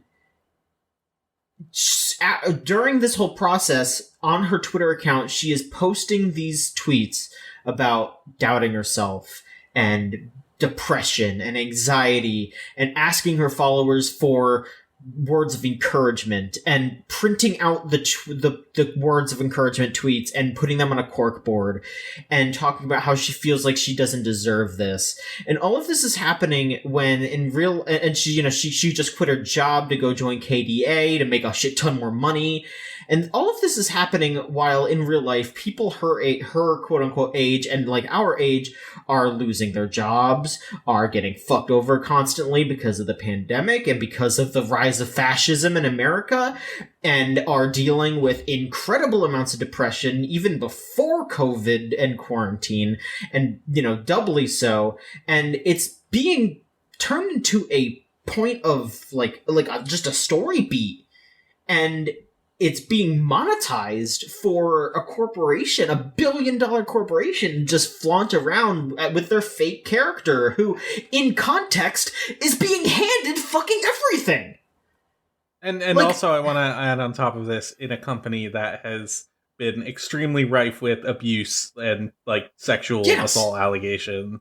Yes, and with a real force to unionize as well. It has been a really rocky and turmoil time for Riot, and trying to encapsulate this and trying to not even encapsulate it, but push it aside so that people kind of focus on making this goddamn fucking fake K-pop thing get over depression is I'm losing it.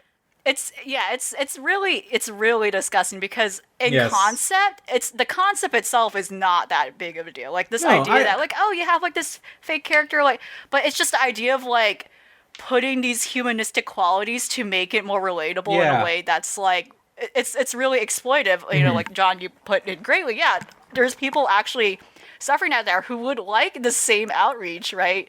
Who would want someone to talk to them.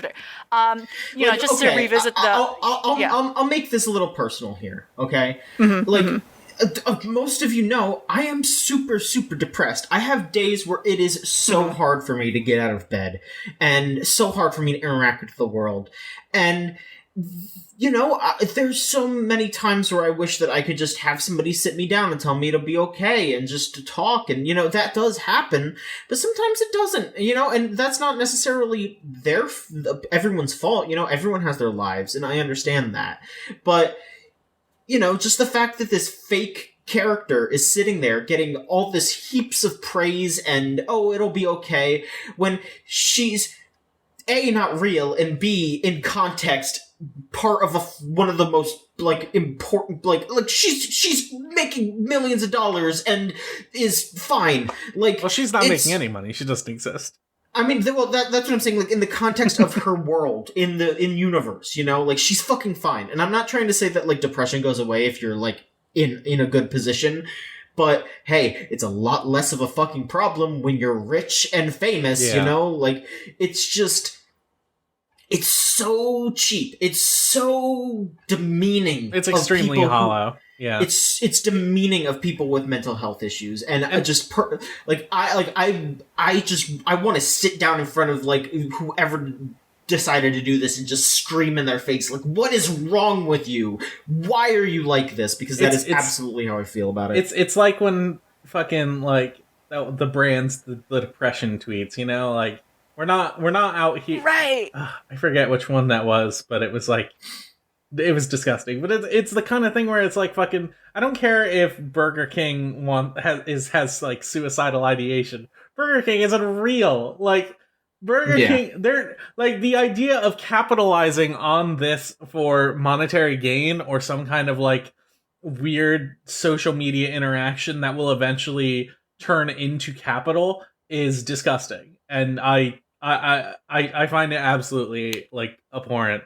The thing to me where there's, like, some kind of positive light on this is that I know there are people at Riot Games who are super receptive to this stuff, and I know there are people at Riot Games who probably think this is a really good idea, because I do think there is value in the idea that, like, your like new virtual avatar, your new advertising product or something. I hate putting it so crassly, but, like, your new symbol is something that also represents something that a lot of people struggle with. I think there is power in that, in normalization, but at the same time, it always to me comes back to, well, their ultimate goal is to get more people to play League of Legends. Yeah. And that is where it becomes disgusting. Mm-hmm. And that's what's really confusing about this campaign specifically, because I don't know who this is for. Besides, like, the people the few people that are play League don't like it. Yeah, that's what I mean. The people who play League don't like it. They don't like this character. There's, like, controversy over, like, just the character even outside of this campaign, just, like, her role, and, like, oh, she. So I don't know who this is for. Like, it's all it's doing is attracting negative attention, like what we're talking about now. The people that play League it's not a wise campaign at all, from, like, inherently. The people that play League are upset because she plays similar to that Sona character. To some other character, yes. Yeah. And I get that, because, like, you know, to an extent, like, even before I found out about these, like, tweets and the exact way that the Twitter account acts, I understood why people were upset, in the sense that, like, you know, that she's kind of a clone character, and it feels like she's being forced onto people because she's brand new and she's joining KDA, and KDA was kind of supposed to be this, like, big thing where it's all these characters that are, like, you know, established characters that people already really liked. And, you know, it's kind of like I don't know, it's a new character being put on a pedestal, and, you know, there were other characters that came out recently that didn't get that kind of attention from Riot and all that, and I can see why people were upset about that in that sense, but I'm just personally offended by how they acted about those sorts of things. It is just it's not right, you know. It's just like. It's a complete misunderstanding of the realities of 2020. It is ignoring everything that is going on these days with regards to the economy, with regards to mental health, with regards to everything. And I just think it's gross. I just think it's super, super gross. And I also saw some talk about like some other in context things where like I read the article that Gita Jackson wrote, and I don't know shit about League, but I saw that like she mentioned that I think they separate canons in the sense that like this version of Seraphine isn't the one that you play as in League, because the one that's in League is like she's from like one of the cities, and that city's like powered by like the souls of some like marginalized class.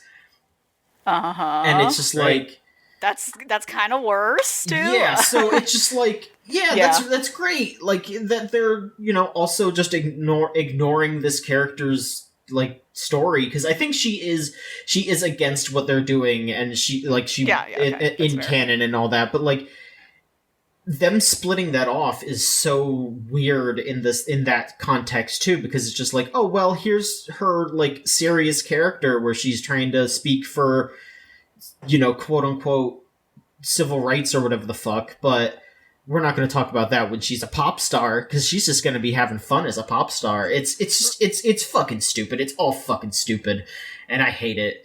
And I'm so mad. And I just wanted again, whoever did this at Riot, fucking call me up on Zoom so I can yell at you. Thank you.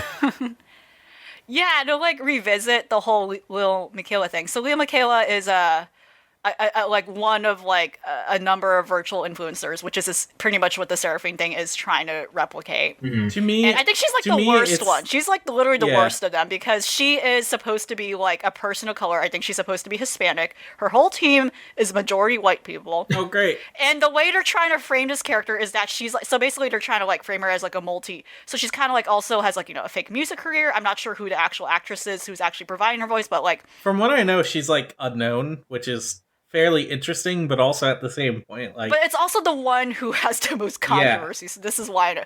So the whole thing about her is like it's really like I don't know. I feel like it's color fishing in a way too, because it's disgusting. They're trying to parade her as like, oh, she's an activist, and I'm like, what the fuck? You can like, why are you doing this? So anyway, the whole thing is like, streets, Miquela. Thanks. Like, for real. But anyway, the point is, right, the whole point of these virtual influencers is that they can promote products and, just have a cute, like, in a way, like, having these role-playing experiences can be interesting, but not to be all, like, humans are the virus, but I am. I am, because absolutely, the whole fear of a lot of these artificial lives, artificial intelligence of like, oh, what if they replace humanity? Like, it's because of other humans. It's because of other humans thinking we're going to use this potentially cool idea for like very stupid reasons. But anyway, just to go to a specific example, Lil Miquela was the worst thing I've ever heard of. Like the worst concept compared to the other ones, like, like Scott, you said, like, at some point there was a whole thing where like a Nazi probably like hijacked her social media, which is fucked up because like her character's like an activist, and that they were trying to fake like a whole doxing thing. It was appalling. Another thing was like in another vlog she did. This was pointed out last year. In one of the vlog videos, she like suggested she was sexually abused, which is like there are so many so many layers. They're trying to make this character like an embodiment of like, oh yeah, this is a relatable millennial who's going through a lot of issues. Like, oh, it's like, who is this for? Not me. It's a character. Not for anyone else I know of who says like, it's a what character. the fuck? Sorry. Yeah. Oh no, I'm so sorry, but I'm just going off. But meanwhile, I'll just say this one more thing. But meanwhile, they're trying to parade this character like as if this is a real person that you can relate to, but it's still being used as a mascot to endorse brands like Prada and Calvin Klein. It's a characterization of trauma through the lens of we need to make sure that people who see this can relate to this, because all the people today care about are all of these extreme social issues like getting sexually assaulted on a bus.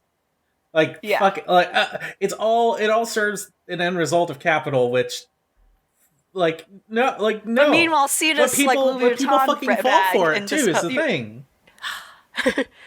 Yeah, and, again, like I said, the concepts of these things can be really cool, but the people like starting these projects are like not have no ethics, Yes, you know, like exactly. because again, not to end on a sour note, because there are a lot of positive examples where this is a really cool idea already in execution, like things like Hatsune Miku, like Vocaloids, like people like that's a lot of music acts, like Gorillas as a Western example, like, but they're not being used as like exploitive means of making these fake humans just to that is taking up space that could be instead used as a platform for a real person with real problems that you can actually support and pay mind to, like things like Vocaloid, like things like the Vocaloid characters and things like girls, they acknowledge they are not real. Yeah. And then they're still selling products, but they're not like reaching out to you suggesting that they have to belittle real trauma just to relate to you.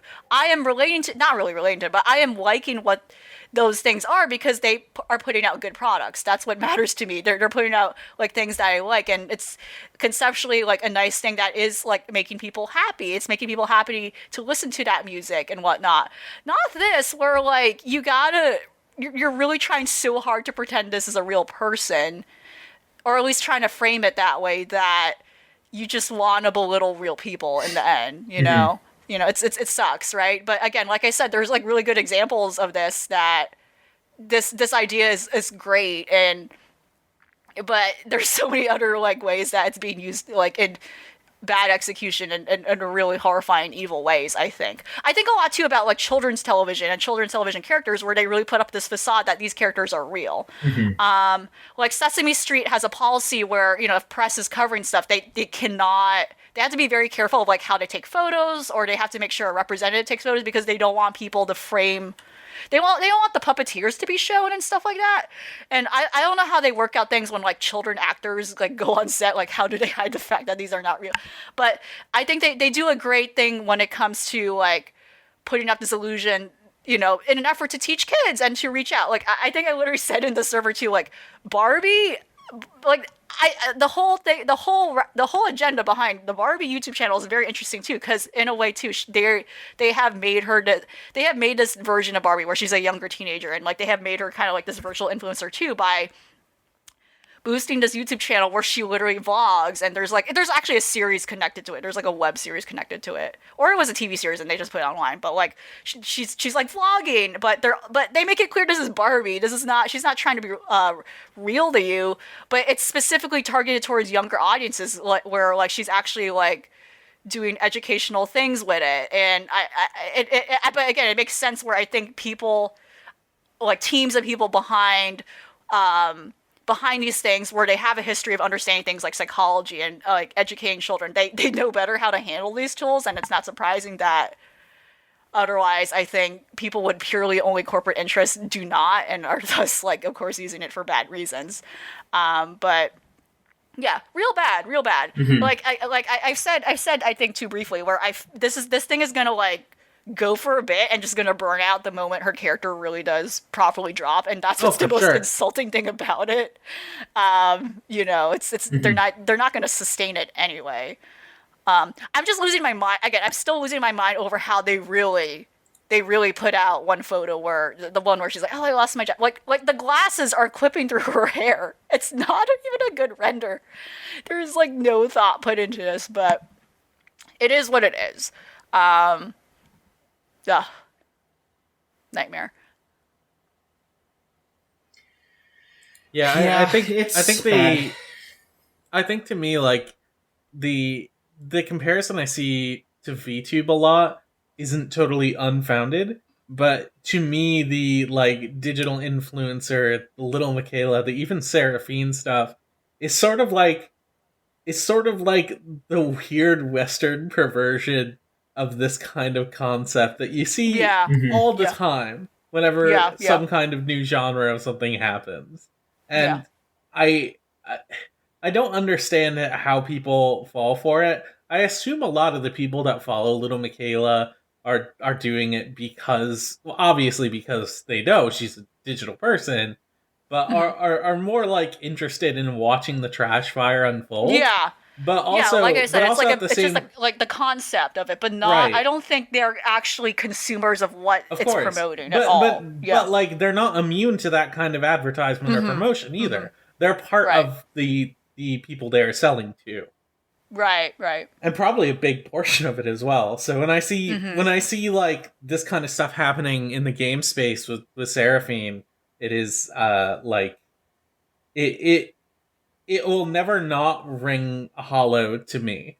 And I don't necessarily know how they could even recover from this other than they could either apologize that this is a completely ridiculous thing that they've done and completely apologize, or two, what they're going to do is just wait till all of it dies down, because it will eventually. Yeah, which I think is more likely given their recent trips where it's just not really addressed. But yeah. And again, like I keep reiterating, like it's an interesting concept, but it's a shame that it's a shame it's not being used more for like good or like actually creatively interesting things. No, but and like your whole point about like is this Western perversion too is very interesting, because I think there is, especially when we talk about anime culture. Like I said, like mentioning Vocaloids and Hatsune Miku, there is definitely I think a certain perceived layer of distance between knowing this is not a real girl, but also of course there's also obsessive fandom and people who really are like really obsessed with it, that sort of thing. But for the most part, most people who love this stuff know that there's a distance between me and like Hatsune Miku, right? Yeah. And like there's the songs approved by the manufacturer of Miku, like outright has songs acknowledging she is a software all the time. She like the songs, her character acknowledges like I'm a computer software. So there is definitely, I think, it's very interesting seeing like the culture differences when it comes to like how these things are pushed out, like what the agenda is. Something like Vocaloid is selling an idea. It's knowingly selling a software, whereas this is trying to sell this as a person, or at least trying to, in conjunction with, it's trying to sell a person in conjunction with the product. Whereas I think Vocaloid knows it's selling a product. Yeah.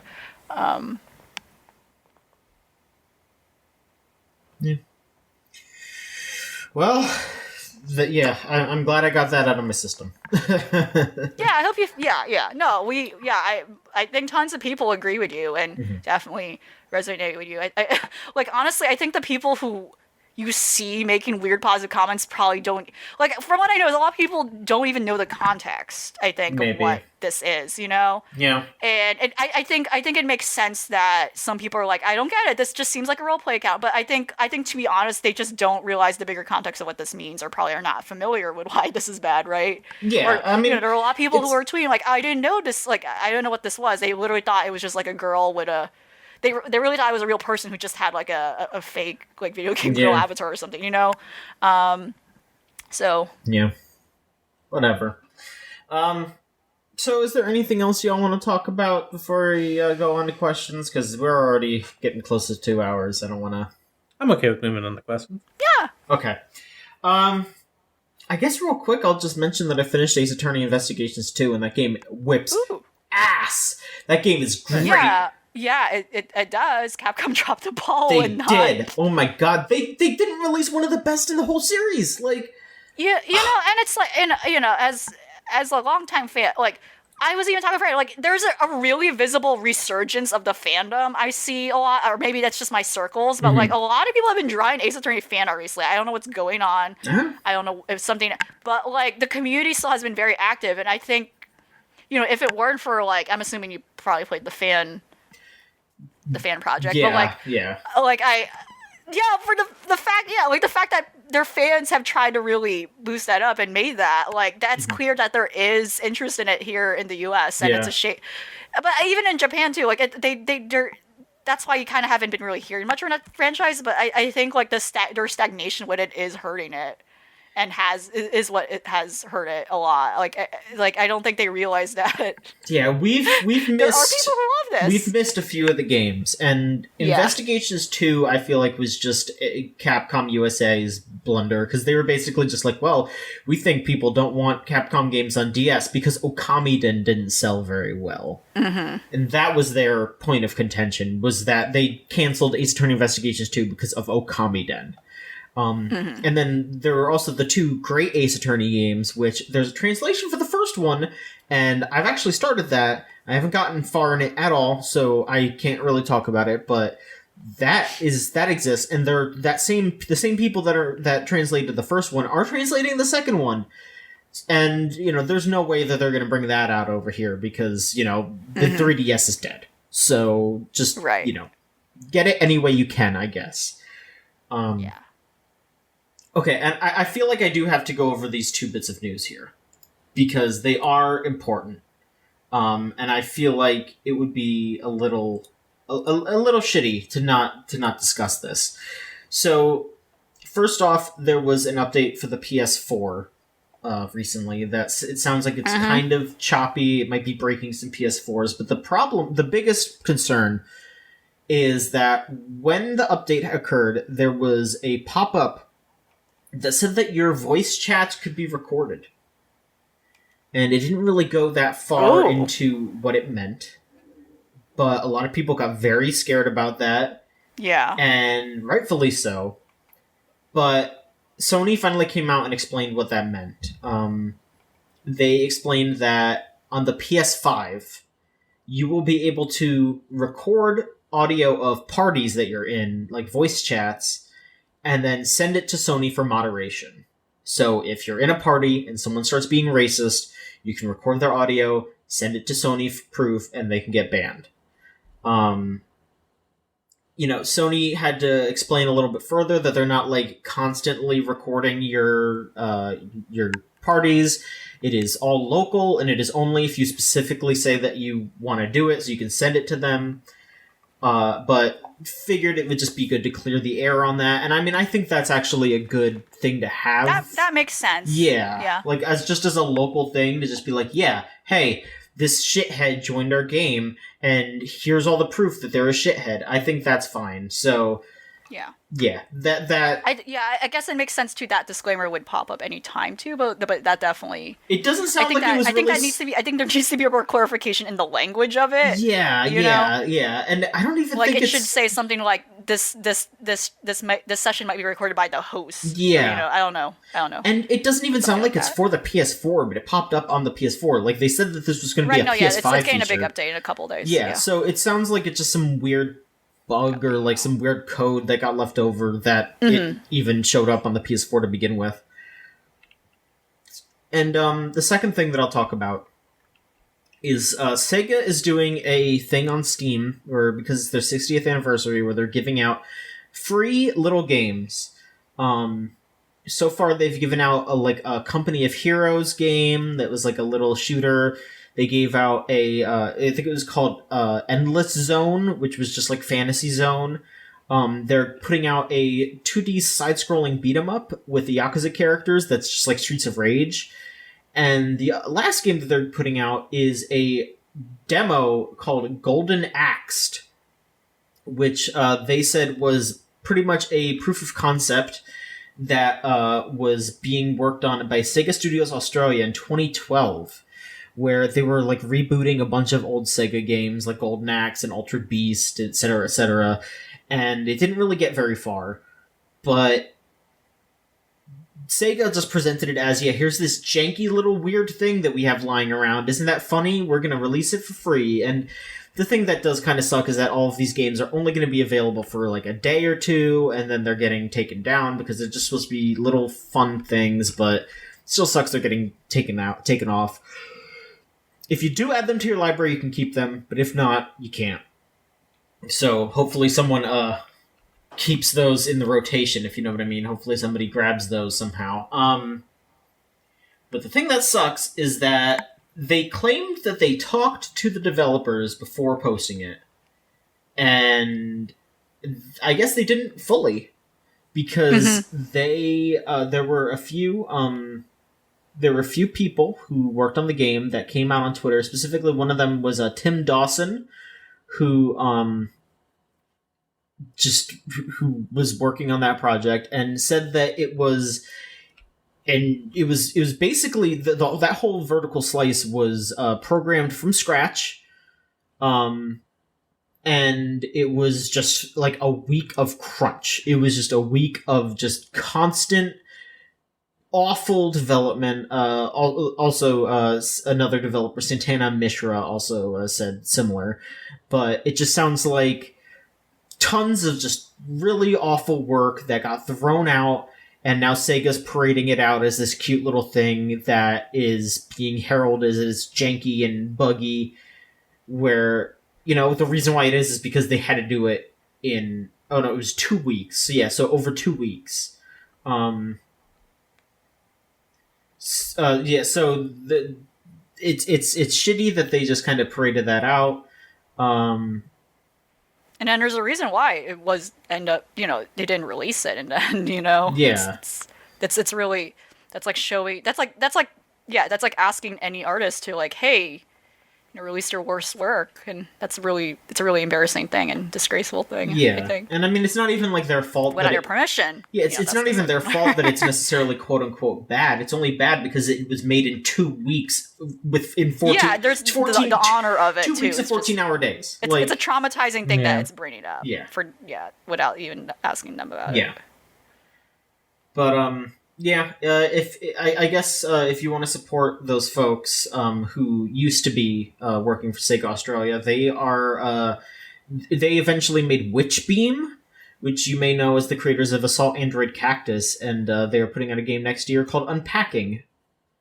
So hey, they are at the very least, they have moved on to greener pastures, but it is still really scummy, in my opinion, to do something like that.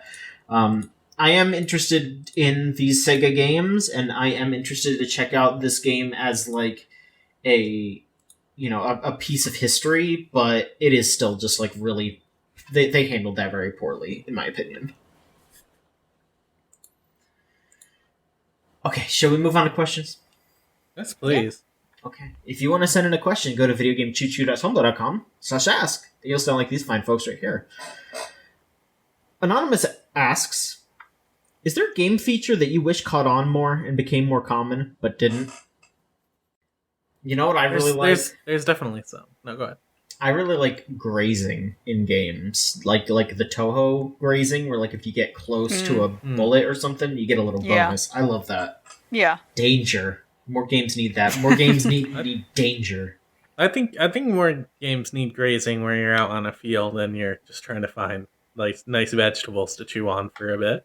I agree with that as well. Yeah. We need more sheep games. Sheep games, cow games. Yeah, cow games. Cow games. There's definitely a lot. I just can't think of any specifics right now. I need time.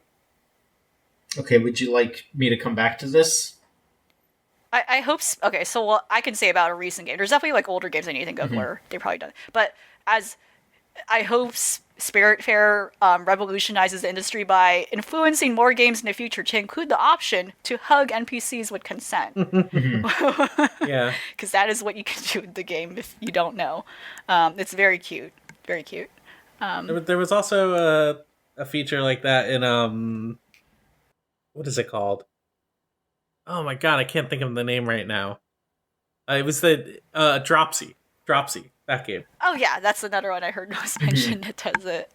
It's very you like ask them. You just don't do it. You ask them and they're like, oh no, I don't want to right now. And at some point they do. It's like, oh, that's very nice. Also establishing boundaries. What a lovely interaction. I would probably never ask them at all and just not do it. No, just too awkward of an experience to me. Just I'm gonna let's keep this not completely non-physical. Right. Just no hugging. Yeah. Right. Absolutely none. Okay. Do you want me to return to you later, Scott? Yeah, go for it. Okay. Mighty Boss Stones asks, who would win in a fight between Marie Popo and Paimon? Marie. So here's my way of thinking. I don't know the combat potential of Paimon. She's not a combative character. She's not. Marie Papo has a villainy, a power, a presence, and I think if given the chance, Marie Papo would rip Paimon's head clean off with her bare hands. That's what I believe. Do you all agree? I don't necessarily know if that's true because I think Paimon could just fly away. This is a one-on-one combat. This is a fight to the death. Paimon can't just run away. Like they're like in a barrier, they can't leave. Yeah, this is a fight between them. Paimon's got some like weird celestial shit going on with her. There's something Paimon's also scrappy. Is the thing. Like Paimon's got energy of she if she fought, she would rip your eyes out. I think. You think so? Yeah, because that's what she would aim for. Okay. She would aim for the eyes. She would aim for she would basically aim for like all of the important like sensitive pressure points because that's exactly what you want to do in a situation like that where you're like you're not the biggest dog in the fight, but you are you've been thinking about it for a really long time. I think Paimon might be like larger, like taller than Marie Papo, and I will also say that if Paimon takes out Marie Papo's eyes, that's probably about like 20% of her body weight. That's true. I do see the point though where like Papo like benefits from having a large space. She can't really do her teleporting. That's right. Bullshit. Yeah. Like if she's cornered, I think she'll have trouble. So yeah, I think there's nuance to the answer here. Mm-hmm. Well, I feel like I'm voting for Marie Papo and Scott's voting for Paimon. Elvie, I think you're the tiebreaker. Who do you think will win? The tiebreaker. No. Here's the thing about Paimon, Elvie. I'm trying. Paimon can trick Marie Papo. Oh, wait a minute. Okay. I think Paimon can easily talk her way out of a situation with Marie Papo. Marie Papo has no morals. Marie Papo has no conscience. You can't talk. You can't talk Marie Papo out of killing you. She didn't even decide to kill you. It just happens. It's not about talking her out of not killing you. It's about tricking her into letting her guard down in a variety of ways that I think Paimon has way more access to than Marie Papo. So there's like a mechanic in Orange Juice where I never experienced it before, but like there's like a game tile or whatever, I forgot the name of it. But if you land on it, like Marie Papo like fucks you over by like making you play these mini roulette games or something. It's like a weird thing where you can get a bonus. It's like kind of like a bonus round thing. And if you land on it, you have no choice but to do it. And it's fucked up because the mini games include like, just a generic slot machine game, but there's also one where you have to like do a pick and match game where she's wearing different outfits. And and if you don't match up, you just lose. I think you do lose stars if you lose the games, and that's like fucked up. She's like also a swindler somehow in disguise, like ambushing you. I'm not saying Marie Papo doesn't have tricks. It's been consistently her. So I don't know, they have this balance. I'm just more familiar with Papo, so I think she does. You're right. I think there's more intent in the evil she does, and I think that's stronger. Paimon seems like she's like she's a wilier character to be. Yeah. Paimon. I think she's less devious. Paimon will paint a hole in the side of a cliff, like as like a highway, and then run through that hole, and then Marie Papo will run into it and like bang her face. That's totally fair. And then teleport past it somehow. I don't know. I think she can do some fucked up things with like She can. I'm not saying she can't. But I also think no, she definitely has more aloofness. I think. Yeah, I think Paimon is way more lucid than Marie Papa. Oh, absolutely. Yeah, that's what I'm saying. Like Marie Papa she's like a Terminator. She there's nothing going on behind those eyes, but except pure malice. It's pure malice. But what's gonna win in the situation? The wily cunning of a fairy that has way more mystical going on than she's letting on, or someone who is directly intent on teleporting you somewhere else? I think there's a lot of factors in play, like what's the arena? Do they have weapons? Right. Like, is it a cage match? Is it a open air? I don't know. I just think at some point the teleporting ability can really lead to some heinous stuff. Like I'm thinking akin to the Fly, and where like someone's body will probably fuck up in the time-space continuum somehow, and that's really evil, I think, knowing you're capable of doing that. It's like way too godlike, I think. I'm saying she is some sort of god. Or a demon. I'm fairly confident Paimon is also some sort of god, but I'm not getting into that right now. Unclear. Yeah. I guess I'll remain undecided. Wow, okay, you know what? Yeah, well, I mean, I still have not even played Genshin Impact. I definitely am interested in it, but it's just... a true impartial just too much voter. right now. Okay. Yeah, I guess we'll leave that up to you, I will let you know listener. my opinions when I get there, I guess. We'll leave this up to you, dear listener. You can choose. Okay, next question is also from Anonymous. Probably not the same person, but you know. And they ask, anything to say about the Minecraft manga? Can we expect it to be covered on Chuchigatari? So we have 2 of the 3 Chuchigatari members here. And Scott has also been a guest on Chuchigatari, so I guess 2.5. Wow. I love being half a person. You better get used to it. No. I'm kidding. And yeah, the Minecraft manga, I guess, started recently.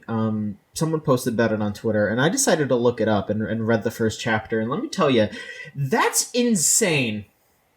Did either of you look at the Minecraft manga? I've seen your snapshots of it out of context. It looks really ridiculous. Yeah, I've only seen like bits and pieces of it. That villager that was like a villager, right? It's a villager, yeah. In the BG, just losing it. Yeah. Oh, man. It's just they're like the viewer self-inserting the insanity. It is about. I'm trying to get access to my Minecraft account again. It won't give it back to me. That's fucked up.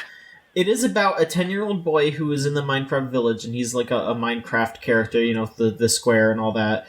But they're also like they're drawn like the squares, but they have kind of real like anime faces.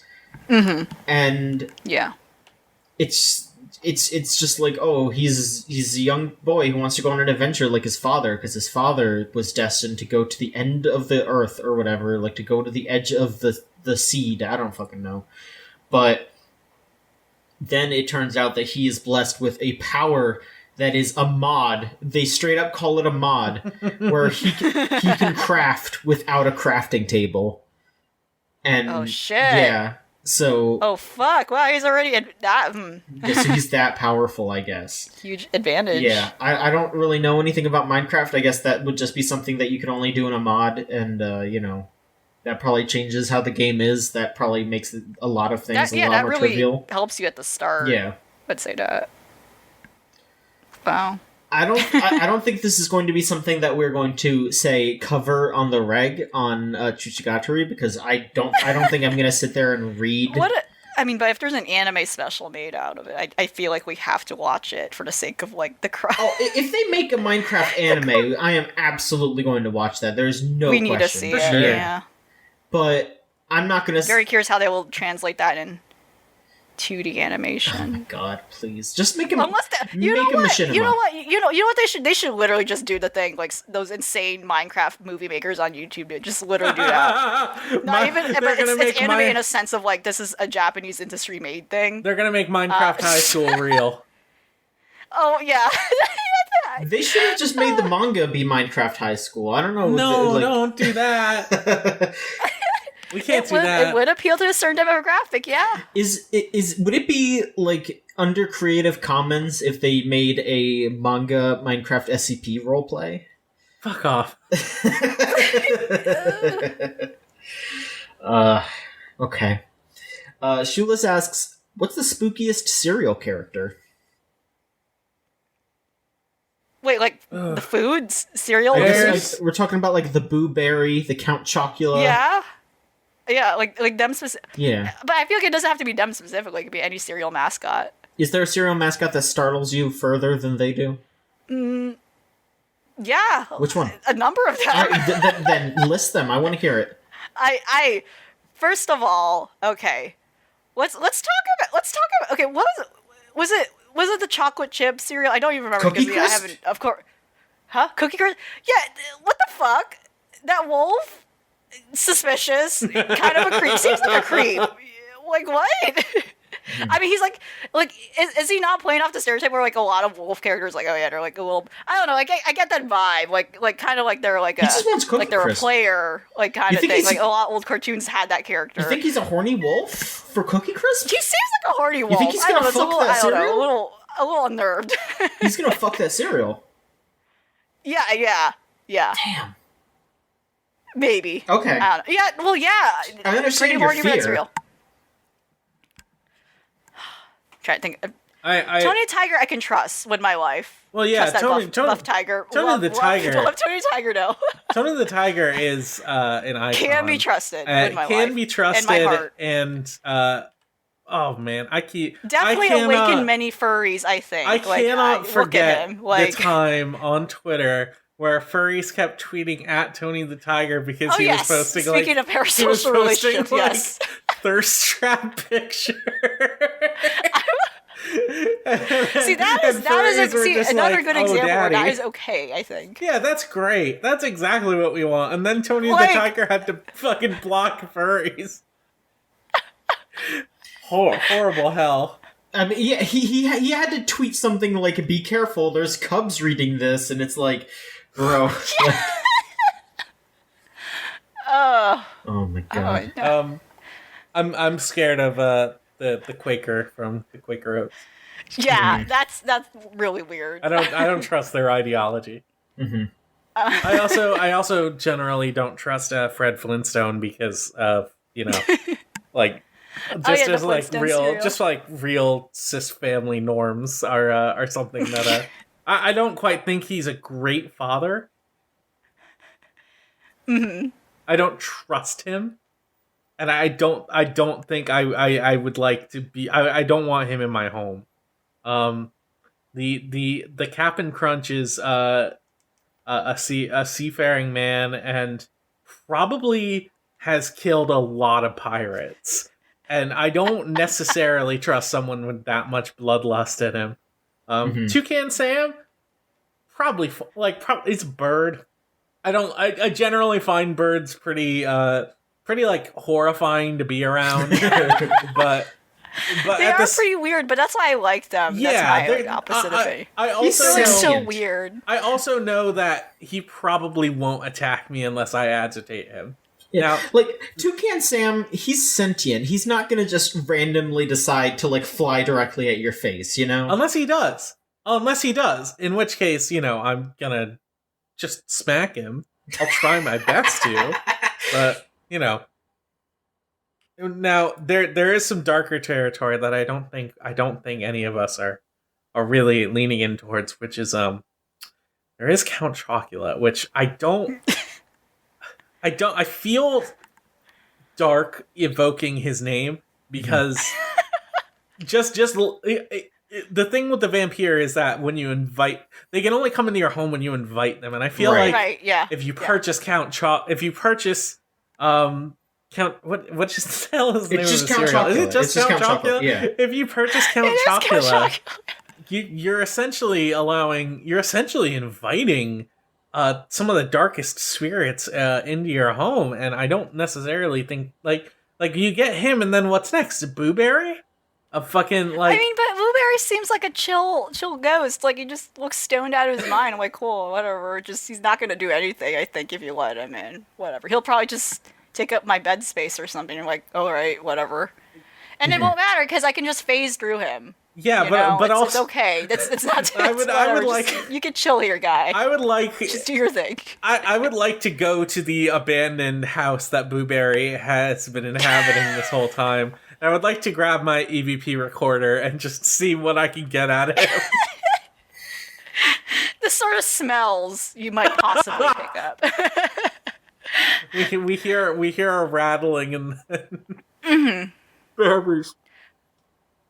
I don't remember. I don't think I've ever seen this in stores, but like, what was it? It was like it was honeycomb cereal or something, honeycomb crunch or something. Mm-hmm. I clearly remember ads where it had like a horrible like Tasmanian devil like monster or something that was just really horrific. Was it just the Tasmanian devil? No, the fucking No, but like, I think it was something crazy. It was yeah. It was no, it wasn't. I think Taz did have was associated with cereal at some point. The Looney Tunes characters all definitely did, but this was specifically like early 2000s, late 2000s, and like it implied like it was one of those things where like, oh, the cereal's so crazy, like, you know, and it showed kids turning into this monster.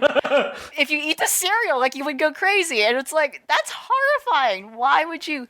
I don't see this. It reminds me a lot of anywhere. like Gushers too, like a lot of those fruity snacks where like if you eat this, you would just fucking blow up to like this fruity thing. That's insane. Okay, like, why would you want to show kids fucking? It wasn't Honey Smacks. Honey Smacks is the frog. What's the fucking Oh, okay. Hang on. Yeah, but that's why I remember. I don't remember Monster? what it was. cereal? Matt, hang on. But I think for me really the real horror, the real serial horror is, to be honest, I think is Can we 3, 2, 1 say it at the same time? The Gorilla Munch Gorilla.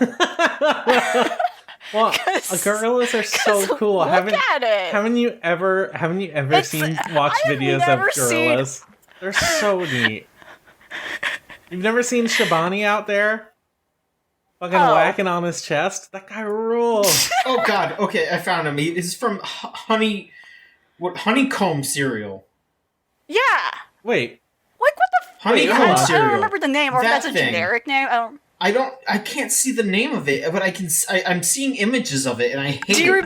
I think you would remember too once you see. Yeah, I constantly on Cartoon Network. Yeah, it would be on kids channels, and I'm like, I never had that cereal. I don't know if it's a cereal still being sold, but yeah, I just remember that. It's like the kids transform into that thing because, like, they get so kooky eating it, they turn wild, and probably because literally it does happen. Maybe because there's a lot of sugar in it. There shouldn't be for kids. His name is Crazy Craving. That's his name. Well, that's not good. That's just like demonization of mental illness, which, I'm not necessarily a huge fan of. It's bad on many levels. I am a fan of this. Okay, let's see what you're talking about here. Oh my god. Great. Real great. Okay, but yeah, the Gorilla Munch Gorilla. I mean, he doesn't wear pants. I have never seen anything like that staring so deeply into your soul whenever you walk by the grocery store aisle. And the thing is, I never had that cereal. I don't know what it's like. All I know about it is because of the memes. Because of how that gorilla looks staring deep into the very abyss of your very core. They had to get rid of that gorilla. Very piercing. They had to get rid of that gorilla because of all the memes. They changed it to a different gorilla. Exactly. But it's still in my memory. Yeah. It has done the damage. Gorilla Munch. God. It's gonna continue haunting me. Yeah. The deepest fear. Yeah. Anyways, the Lucky Charms leprechauns are not to be trusted. Okay. Oh, no leprechaun is to be trusted. No. Yeah. So that's also that's a valid. Both of you no-sold the picture I posted of a very horny looking. It's quite. Honey Nut Cheerios bee. It's quite just like Scott. I think he's mid ejaculation, and I don't want to continue. We can't tell because the actual parts are censored out, but we do know he doesn't wear pants. So I don't even know where his hands are. I don't know what that is suggesting it's doing. I don't know if there's something else below him. Yeah. Or we don't know something. for certain. It's a confused anatomy. I've been trying to research this, but I can't find specifics. I'm trying to find the original image. Yeah. Yeah. Well, that's the. Yeah. All right, last question. If you want to send a question, it's videogamechoo-choo. I just realized the nut in Honey Nut Cheerios is all cap locked. It's videogamechoo-choo.tumblr.com/ask. Harlequin Wheels asks, what is or should be the Walter White Ozymandias face of video games? So that's the new meme where Walter White looks very upset. You know it. You love it. I recently rewatched all of Breaking Bad, and I got to that scene, which is like one of the darkest scenes in the entire show. And as soon as he does the face, I couldn't stop laughing. I feel so poisoned. Yeah.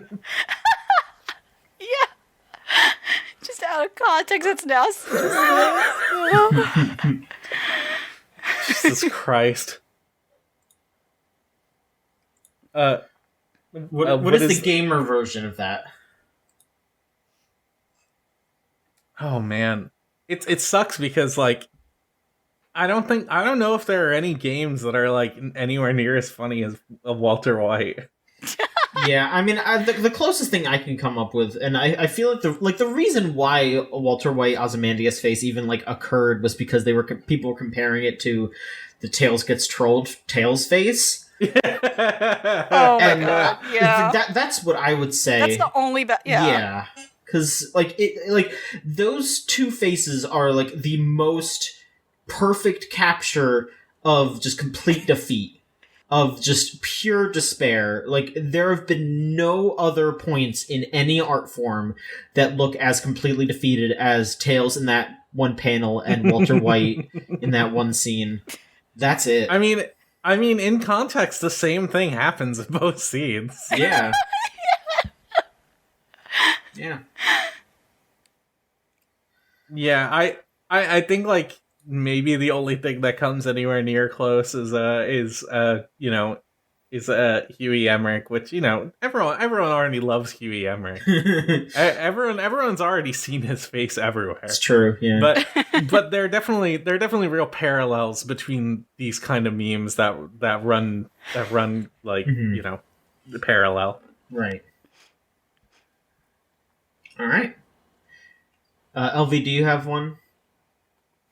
No, I think you made a great argument. Right. I think that really, the Tails getting trolled really is the best one. And it's still being used constantly. It's forever ingrained in the legacy of what horror is, I think. Like, it's something that should be memorialized. And I do think it would be funny if the same thing happened to Paimon. Fucking Broke over here is, trying to eat Paimon. Woke is wanting her to have real emotional trauma. God. Fucking Paimon. Alright, well, we really went for it this week. Thank you so much for listening. Of course, if you want to follow us on Twitter, it's at VGChooChoo. You can follow us on Tumblr, videogamechoochoo.tumblr.com. Of course, we have our Discord server, thegamezone.zone. You type that into your web browser and it'll bring you straight there. You can come hang out with us. We talk all kinds of shit all day, every day. There is our Patreon, patreon.com/VGCC, where you can listen to such things as Choo Choo Gatra Unlimited Train Works, which LV and I do with Rose. There's also Starlight Car, which, there hasn't been one in a little bit. Maybe sometime soon. Scott, I've been trying to get it on monthly track, but I've been having trouble scheduling a guest for this month. So it's all good. But which hey, we talked about some emails we received, and if that happens, oh boy, we'll see how that goes. We'll see how that goes. And, there's other stuff. There's videos in the works. There's things. And speaking of the videos, of course, you can go onto YouTube and check out our YouTube channel. It's youtube.com/videogamechoochoo. Yeah, we haven't talked much about Genshin Impact in this episode because we recorded a video that is going to go up pretty soon that has a lot of our Genshin Impact thoughts. It's me, John, and Rose hanging around doing a bunch of co-op. Of course. And also, go ahead and listen to Melt Channel and Magic Circuit. Our theme song Crush is off the album Magic is Real, and you can find their stuff at meltchannel.bandcamp.com or magic-circuit.bandcamp.com. I would say probably just wait until there's one of those Bandcamp days, and then buy their music then, because then they get all the money.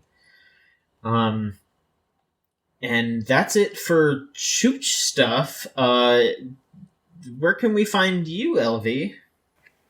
You can find me as usual on Twitter, posting shit. Sometimes good stuff. Ain't it be like that? Not consistent. It's a surprise every day or every 2 hours, depending how long I'm there. Yeah, agreed. LV, LVMAEPARIN on Twitter. Mm-hmm. With an at in the beginning, of course. Of course. And yourself, Scott? I'm Scott Blah on Twitter, and boy, do I have 2 different wrestling podcasts you should listen to. Go and listen to Wrestling on Air. We're planning on doing a new episode soon. Last episode's still good. Go listen to that. Another wrestling adjacent podcast I'm doing, which is Shootcast Jabroni Delivery, just put out our new episode. It is a tabletop role-playing wrestling podcast where me and some friends of mine, Russ and Alan from Hogcast Speedy Delivery, the #1 independent Sonic Pizza podcast,